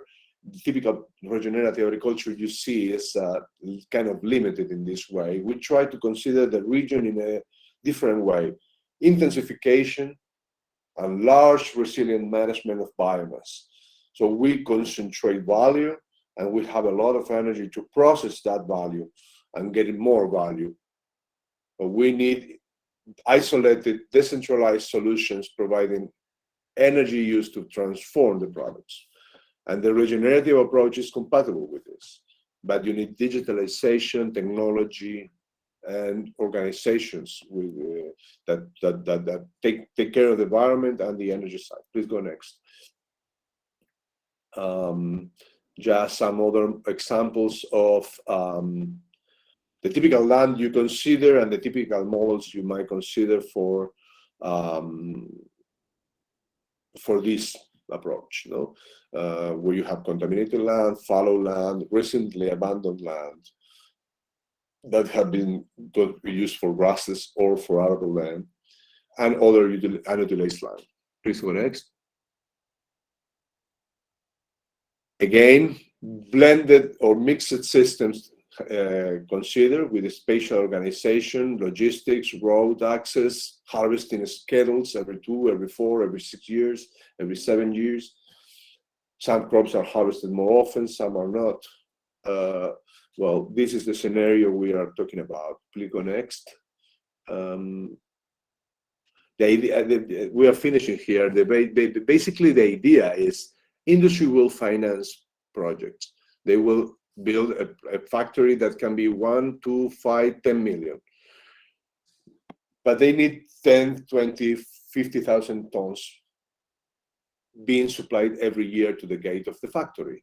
And they need them with low cost, low emissions, low fossil energy used, and positive externalities, because that is the way they make money. And then the industry requires stable and very sustainable, even positive impact during supply chain in order to determine efficient pathways for conversion and access to markets and certifications. And this includes bioethanol, second generation, biogas, gasification, combustion, anything. And in order to make it so, we go into this approach. Our goal is not high yielding and a lot of chemicals in this field. Our goal is low footprint for the delivered product when you measure at the gate of the factory. Go next. I think this is the last one. Well, basically, our final remarks. We're talking about bioenergy crops, we're talking about biomass, we're talking about producing sufficient feedstock in order to transform the products we have in the field and enhance the intensification. So basically, we are trying to make compatible the production of feedstock for energy with rural development, social issues, cultural aspects, and healthier environmental practices that are enhanced in the long run. Regeneration during many years in order to involve increments in soil organic matter, more biodiversity, and of course more income. And that's just basically what we're trying to do, and our vision for Africa, for Asia, for Latin America. In Europe, this is also happening in Japan, in Switzerland, in many countries in the world, in the United States. This approach is growing a lot, and there's massive amount of money for this. However, it is challenging. You need to put together farmers, and as you probably know, farmers are complicated. They need to see, and they need demonstration, and it takes time. So this is basically where we are standing. The products, the biomass products and the bio-based industries are growing very fast. Carbon is already allowing reforestation without harvest. I have clients reforesting parts of the world without harvest. They just don't care. They don't need pulp. They don't need energy. They don't need nothing. They put native forest and wait, and they just make money with the carbon because the carbon expectation is rising and rising. So the future is very much oriented to use the biomass not as a final goal, but as a proxy to boost the agricultural sector and the productivity and the competitiveness of the agriculture. Going into ecologic models with more value, but you need energy. Without energy, we don't do anything. And this gives us also inputs, fertilizers, bioplastics, bioliquids of many kinds that can be also used. So this is the approach we have. I just finish here to let you ask anything. I'm sorry because maybe I exceeded a little bit of the time. Thank you so much for your time. Thank you very much, Dr. Emiliano Maletta, for a wonderful presentation. And I suppose that for the development of any country, energy requirement is the prime requirement. And we all have to focus on the green energy, particularly in view of carbon sequestration in order to reduce environmental pollution and also to conserve our climatic conditions. That is very important. Besides these petro crops or the energy crops, many of the scientists world over, they are focusing on green energy through the algal biomass. And algal biomass is also coming up very fast, and there is a good potential of developing green energy by using various algal feedstock. So this was a wonderful brainstorming lecture by Professor Emiliano Maletta, and I hope that all the participants and the members of executive body, they might have enjoyed this lecture very well. It was very well articulated, absolute in its content, and we are all proud to have you as honorary fellow of Society for Plant Research, and we wish that in future we shall be collaborating and we shall be having good input from your research, so that the Indian agriculturist and the Indian plant biologist, they might take advantage of the researches which you had been doing over there. Thank you, Emiliano, very much for wonderful lecture and for joining us this morning. Now, this is the time for interaction, and I would request all our esteemed speakers to remain with us online, so that the interactive session, in case some of the audience, they have got questions, they may kindly respond to it. And I hand over to Dr. Anubhuti Sharma. Dr. Anubhuti. Thank you very much, sir, for giving me the opportunity to operate the interactive session. I extend my heartiest gratitude for these wonderful lectures, interactive lectures, interesting lectures on the trust area like agricultural technologies, empower rural youth, and climate change by eminent speakers, Honorable Vice-Chancellor Professor S.K. Rao and Professor M.S. Kang, sir, Professor Emiliano Maletta. Now the session is open for interaction, and I request all the participants to ask the queries with the eminent speakers by raising hands. And till now, 3 participants has raised the hands: Dr. Sunil Singh, sir, Dr. Gaurav Singh, and Dr. Mahendra Singh. If they are here, they can ask their queries. And if not, then Dr. Shashank Kumar has raised the hands, so he can ask question. Okay, so thank you, Professor Maletta, for giving such a nice lecture. Actually, I'm not with the very much particular with the field, but you know, whatever you just discussing, that we can just harvest the cactus. So, sir, there is a question in my mind, because you were talking about the thousands of acres of this land for that particular production. So can that particular thing be scaled, below that? If you just say something near about 5 to 10 acres, so is it possible to use that much of land to generate some kind of revenue? 5 to 10 acres.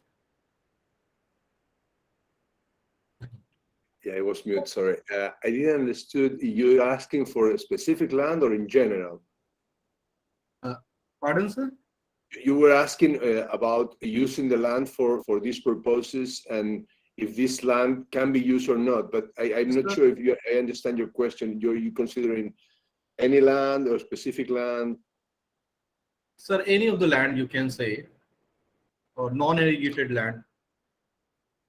Okay, well, honestly, I am when it comes to land access, I find that it is not easy sometimes anyway. Even if we see there are marginal lands, and I show you some figures that there are like 2.9 thousand million hectares available that we are not going to use for food anytime, for sure. I mean, that's what FAO says, and we really need the small amounts. At the same time, there are some barriers for penetration accessing land, like public lands, private lands, and different qualities.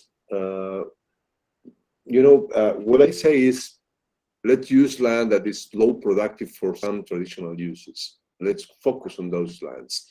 Let's focus on the angles of the farms that are not productive, and try to enhance them in order to have a fuel that you can use to produce more value.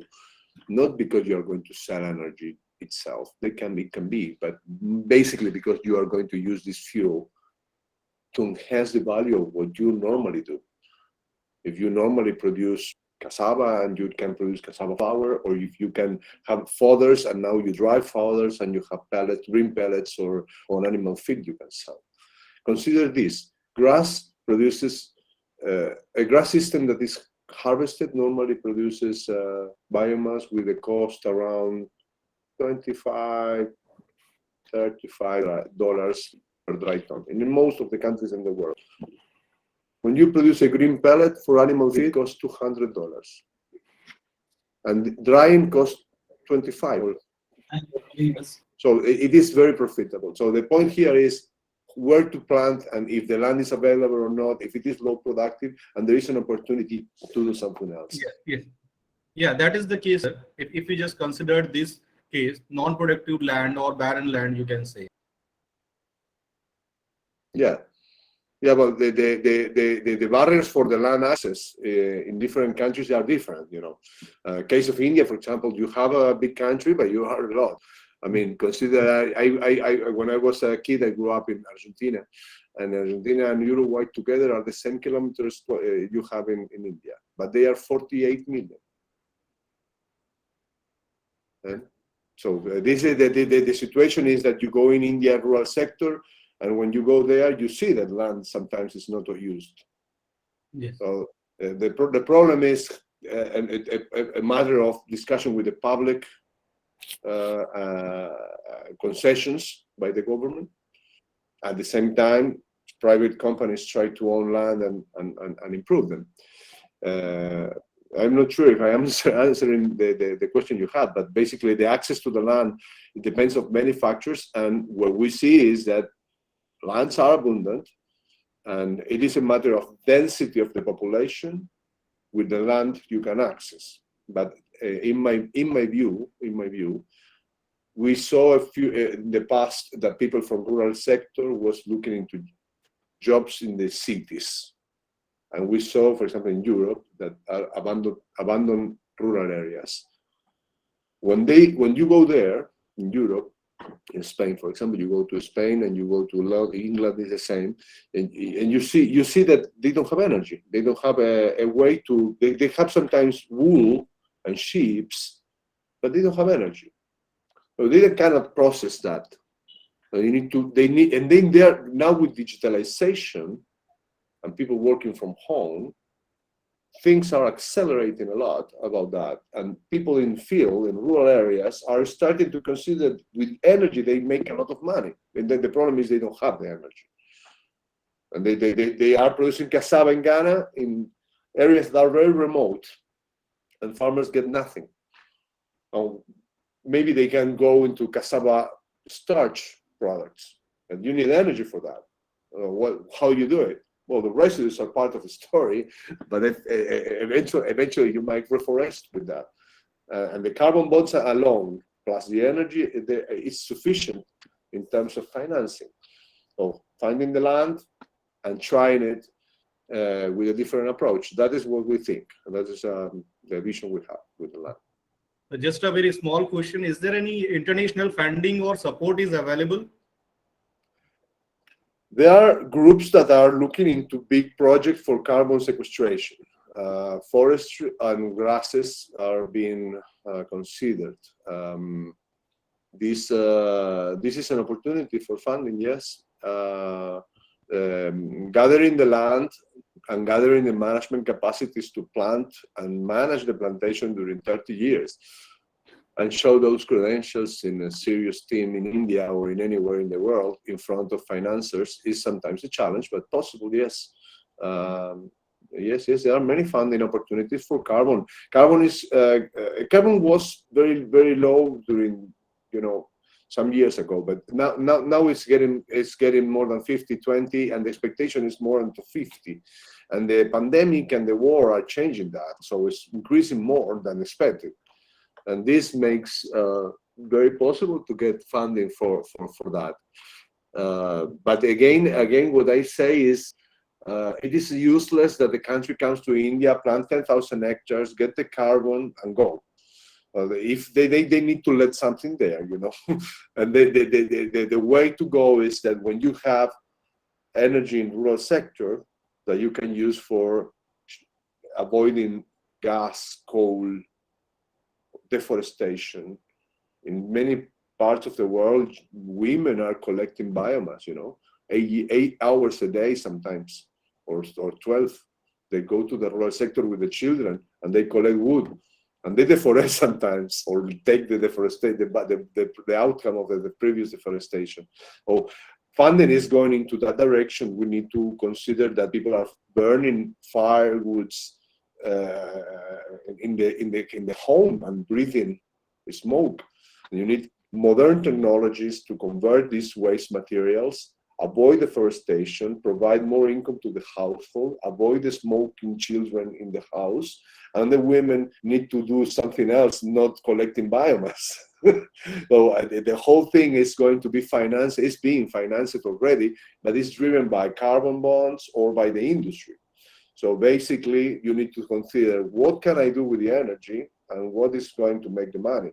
And from there, you go into the financing, to the industrialization, and then feedstock comes later. My role is the feedstock. Normally, we work with companies producing pallets, briquettes, gasification. I am being contacted these days by a couple of contacts in India that are working with biomass. But again, my role is the feedstock. I work as agronomist focused on the feedstock. I'm trying to shift from the academic world to the private world all the time, but always trying to look into this. This is my approach. Dr. Anubhuti, you can take up a few Yes, sir. questions, because I think we should request all our audience to focus on one question, Only because one we are question. running short of time, and all our learned guests and honorary fellows, they are having very important assignments to Yes, sir. complete. So, sir, now Because- there is one more query from Professor S.L. Kothari, sir. Yeah. Yes, sir. Please. Sir, please unmute yourself, sir. Much Yes, for sir. Now, allowing me to ask a question or make a comment. All the three speakers made excellent presentation, and all the three presentations were somehow interrelated to agriculture and climate change, and also to sustainability and future of agriculture development, biomass, bioenergy. All these topics are interrelated. My question was a clarification I sought from Dr. Kang, is that his data he shown about the population rise and need for food in by 2050 will rise by 80%. This is disproportionate. The population rise and excessive demand of food is not proportionate. So what is the reason for that? If Dr. Khan can comment on that. The reason for being disproportionate is that people's diets will change. They will have other things other than just grains in their system, in their food diet. So I think when they're going to include animal proteins, for example, the efficiency of conversion of grain into protein, animal protein, is very less. So you would need a lot more production of grains. That's the reason. To feed the animals, not only the human population. Right. I understand that. Thank you, sir. thank you very much, sir. So, if there is any other query, I can take one or two queries more, if it is there. Sir, I have one query with the Professor M.S. Kang, sir. Sir, how does climate change affect people's health? Is it affecting the people's health, sir? Sure. How, sir? Sure, it affects people's health. There will be newer diseases. There'll be newer dengue, for example. There'll be more diseases like dengue. And we don't know how the pathogens will change, and they will mutate. And now we had pandemic. So, you know, it may not be directly related to climate change, but climate change will have effects on lots of diseases, and our health For example, if we don't produce enough quality, high quality food, that would also affect our health. Yes, sir. So there is one more query from Dr. Mahendra Singh. He has raised his hand. Dr. Mahendra Singh, sir, you can ask your question.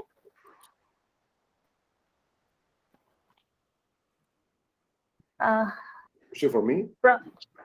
No. Hello. Sir Subodh Bhatnagar, sir, if you want to ask any query. Yes, I have few general questions from Professor S.K. Rao. He is available. Yes.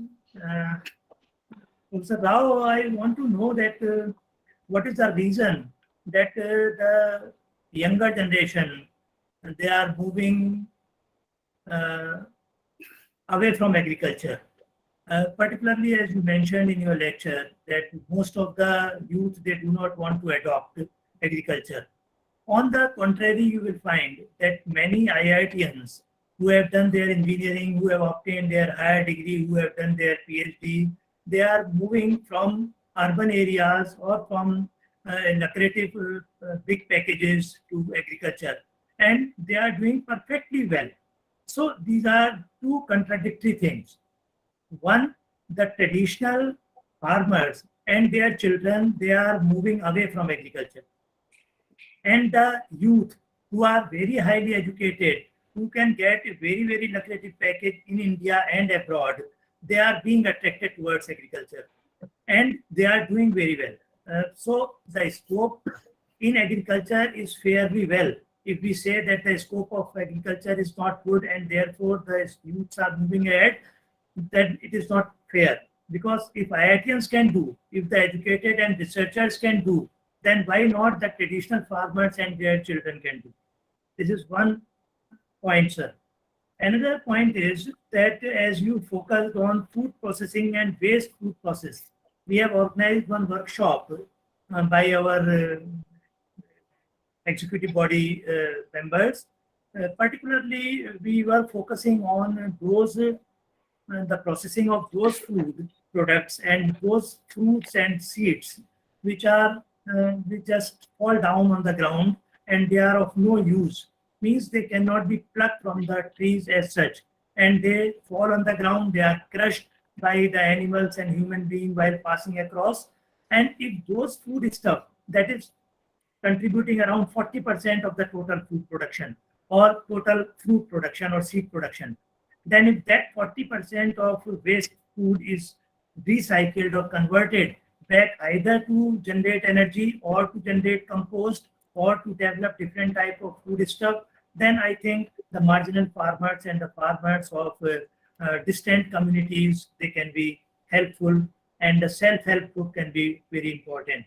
So these two very important queries are there. So I would like to have your viewpoint on. Sir, your first query is that rural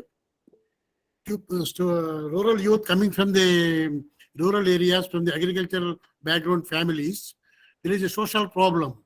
Suppose if I am having the land of 100 hectares, if I am continuing as a farmer, as a youth continuing as a farmer, nobody is interested to give their daughter to that fellow. That is a social stigma. And if they really learn the technologies, high-end technologies, if they can generate the revenue and have a startup activities in the rural areas, definitely they will get in a very good social positions. As per IITs and these IIMs graduates are concerned, and they come up with complete study with high-end technologies that can be converted into an income to their activity and show the benefits and profitability. That is the missing link with the rural youth residing in the rural areas without having the technology backup and with the suffering with the social stigma to get married also. It is a big problem in spite of used properties. If they can come out with that and with the learn good technologies and then they can take back to their areas, definitely they will be in a very good position. Sir, that is one thing. Yeah, it means that we have to focus more on our agriculture universities and state agriculture universities and central agriculture universities to strengthen the extension activity. Yes, sir. So That is a that, missing. so that most of the children from farming community, they may be educated and they may be told that out of the land which you are having, instead of selling it for making buildings and towers, you should Yes. better convert it into the agricultural land and earn more money as your parents did. So I Actually, think that is, they have to check a business in agriculture in their own fields. sir.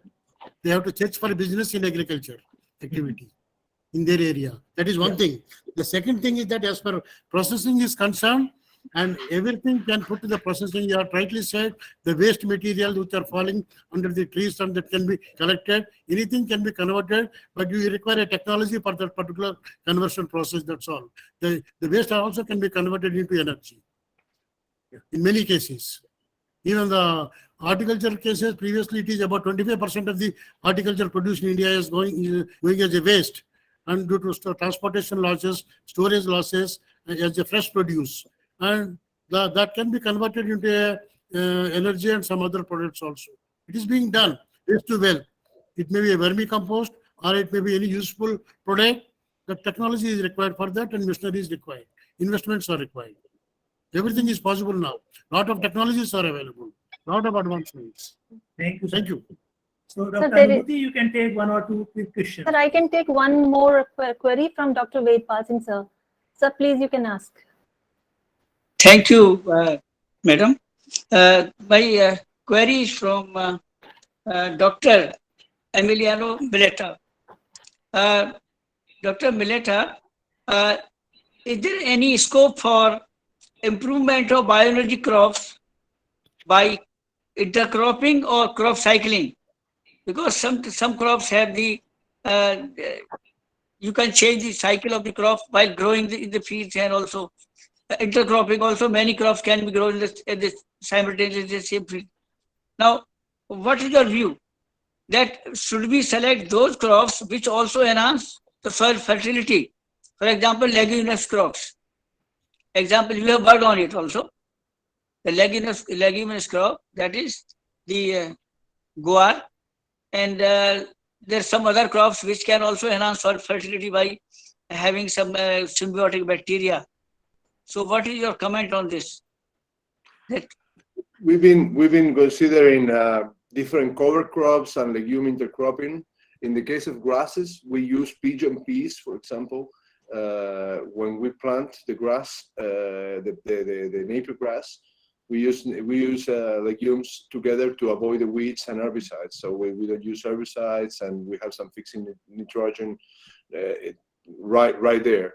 And we don't care about competition because the grass grows very fast and covers the soil very fast and close the canopy, and then the legume dies. But we don't care, no? And we basically do it during establishment. Then cover crops are also, we are working with Crotularia juncea, which is also called sun hemp. And we're working with other legumes. Yes, well, it is all, I mean, normally these things as agronomist or as a farmer, you may prefer to do it or not. But the point now is that financing and the certifications are going in that direction. They look into you reduce the urea and you get into legumes. They look into intercropping and they pay more for the carbon. So the point here is to reduce the footprint and the cost in a realistic way. And then yes, that increase if most of the footprint in the feedstock is the fertilizer. Then the feedstock is only 40% of the footprint or 30% of the footprint sometimes in the end product, no, the bioethanol, for example. But anyway, yes, we're looking into that a lot. Compost operations and legume intercropping, agroforestry, mixed models, regional models that consider different patches. That's a way. Yeah, thank you very much. And in the end, I should give one comment. That may be the final one. I congratulate Dr. Manjit Singh Khan, Professor S.K. Rao, and Professor Emiliano Maletta for their excellent presentations. And also your presence, dear sirs, your presence and your presentations, and have led to the nomination of your awards for honorary fellowship of the society. This way, you have added to the glory of our society. I think this is the society honored with your contributions. Thank you very much indeed. Thank you so much. Thank you, I sir. congratulate you all for all this. Thank you. And particularly Professor Bhatnagar for the excellent choice, wonderful choice, really. Great nominations. We are proud of you. Thank you very much. Thank you so much. Thank you, sir. Sir, so many queries are there, but time is very short. So now we will move to the another session, that is a concluding session. Concluding remarks from Dr. Smita, from Dr. Pratibha Singh, madam. So now the dais is with you, sir, madam. Just 1 minute, Dr. Anubhuti. Before we hand over to Dr. Pratibha for extending vote of thanks, let me request all our esteemed scientists, participants, and our executive body and editorial board members to kindly join us tomorrow for 3 very important lectures which are going to be held, and they will add glory to the society still further. And we all are very delighted to have you amongst our panel as our honorary fellow. Now I request Dr. Pratibha Singh to kindly extend vote of thanks. Yeah, thanks, Dr. Subodh. Can you hear me? Yes, madam. Yeah, sure. Yeah, so thanks everybody. And just let me introduce myself. I am Pratibha. I work for South Asia Regional Office for Australian Center for International Agriculture Research based in New Delhi. And our organization is also focusing on natural resource management and climate change. So hearing since morning with everybody, these all topics were very relevant to our organization as well. So thanks for this precious opportunity to propose the vote of thanks. And on behalf of Society for Plant Research and also on my personal behalf, I would like to extend a special thanks to very esteemed honorary fellows for their excellent and thought-provoking presentations, Professor MANJIT Singh Khan, Professor S.K. Rao, and Professor EMILIANO Maletta. And also to the dignitaries, Professor Ahluwalia, with the like interest of time, I will not take every name, but however, I like to thank all office bearers of the society, all my fellow colleagues, members, participants, attendees, and more especially all the people who have worked hard on screen and also off screen to for making this a successful organization of this international webinar today. And last but not least, I would like to thank Professor S.K. Bhatnagar for his inspiration, motivation, and also guidance and support always. And on this note, looking forward for all joining tomorrow. Thanks again to all. Thank you very much. Thank you very much for sparing a lot of time despite your very busy schedule. Thank you, Dr. Thank you very much. Thank you all very much. Thank you. See you tomorrow, sir. Thank you, See sir. tomorrow. Thank you, sir. Thank you, sir. Thank you all.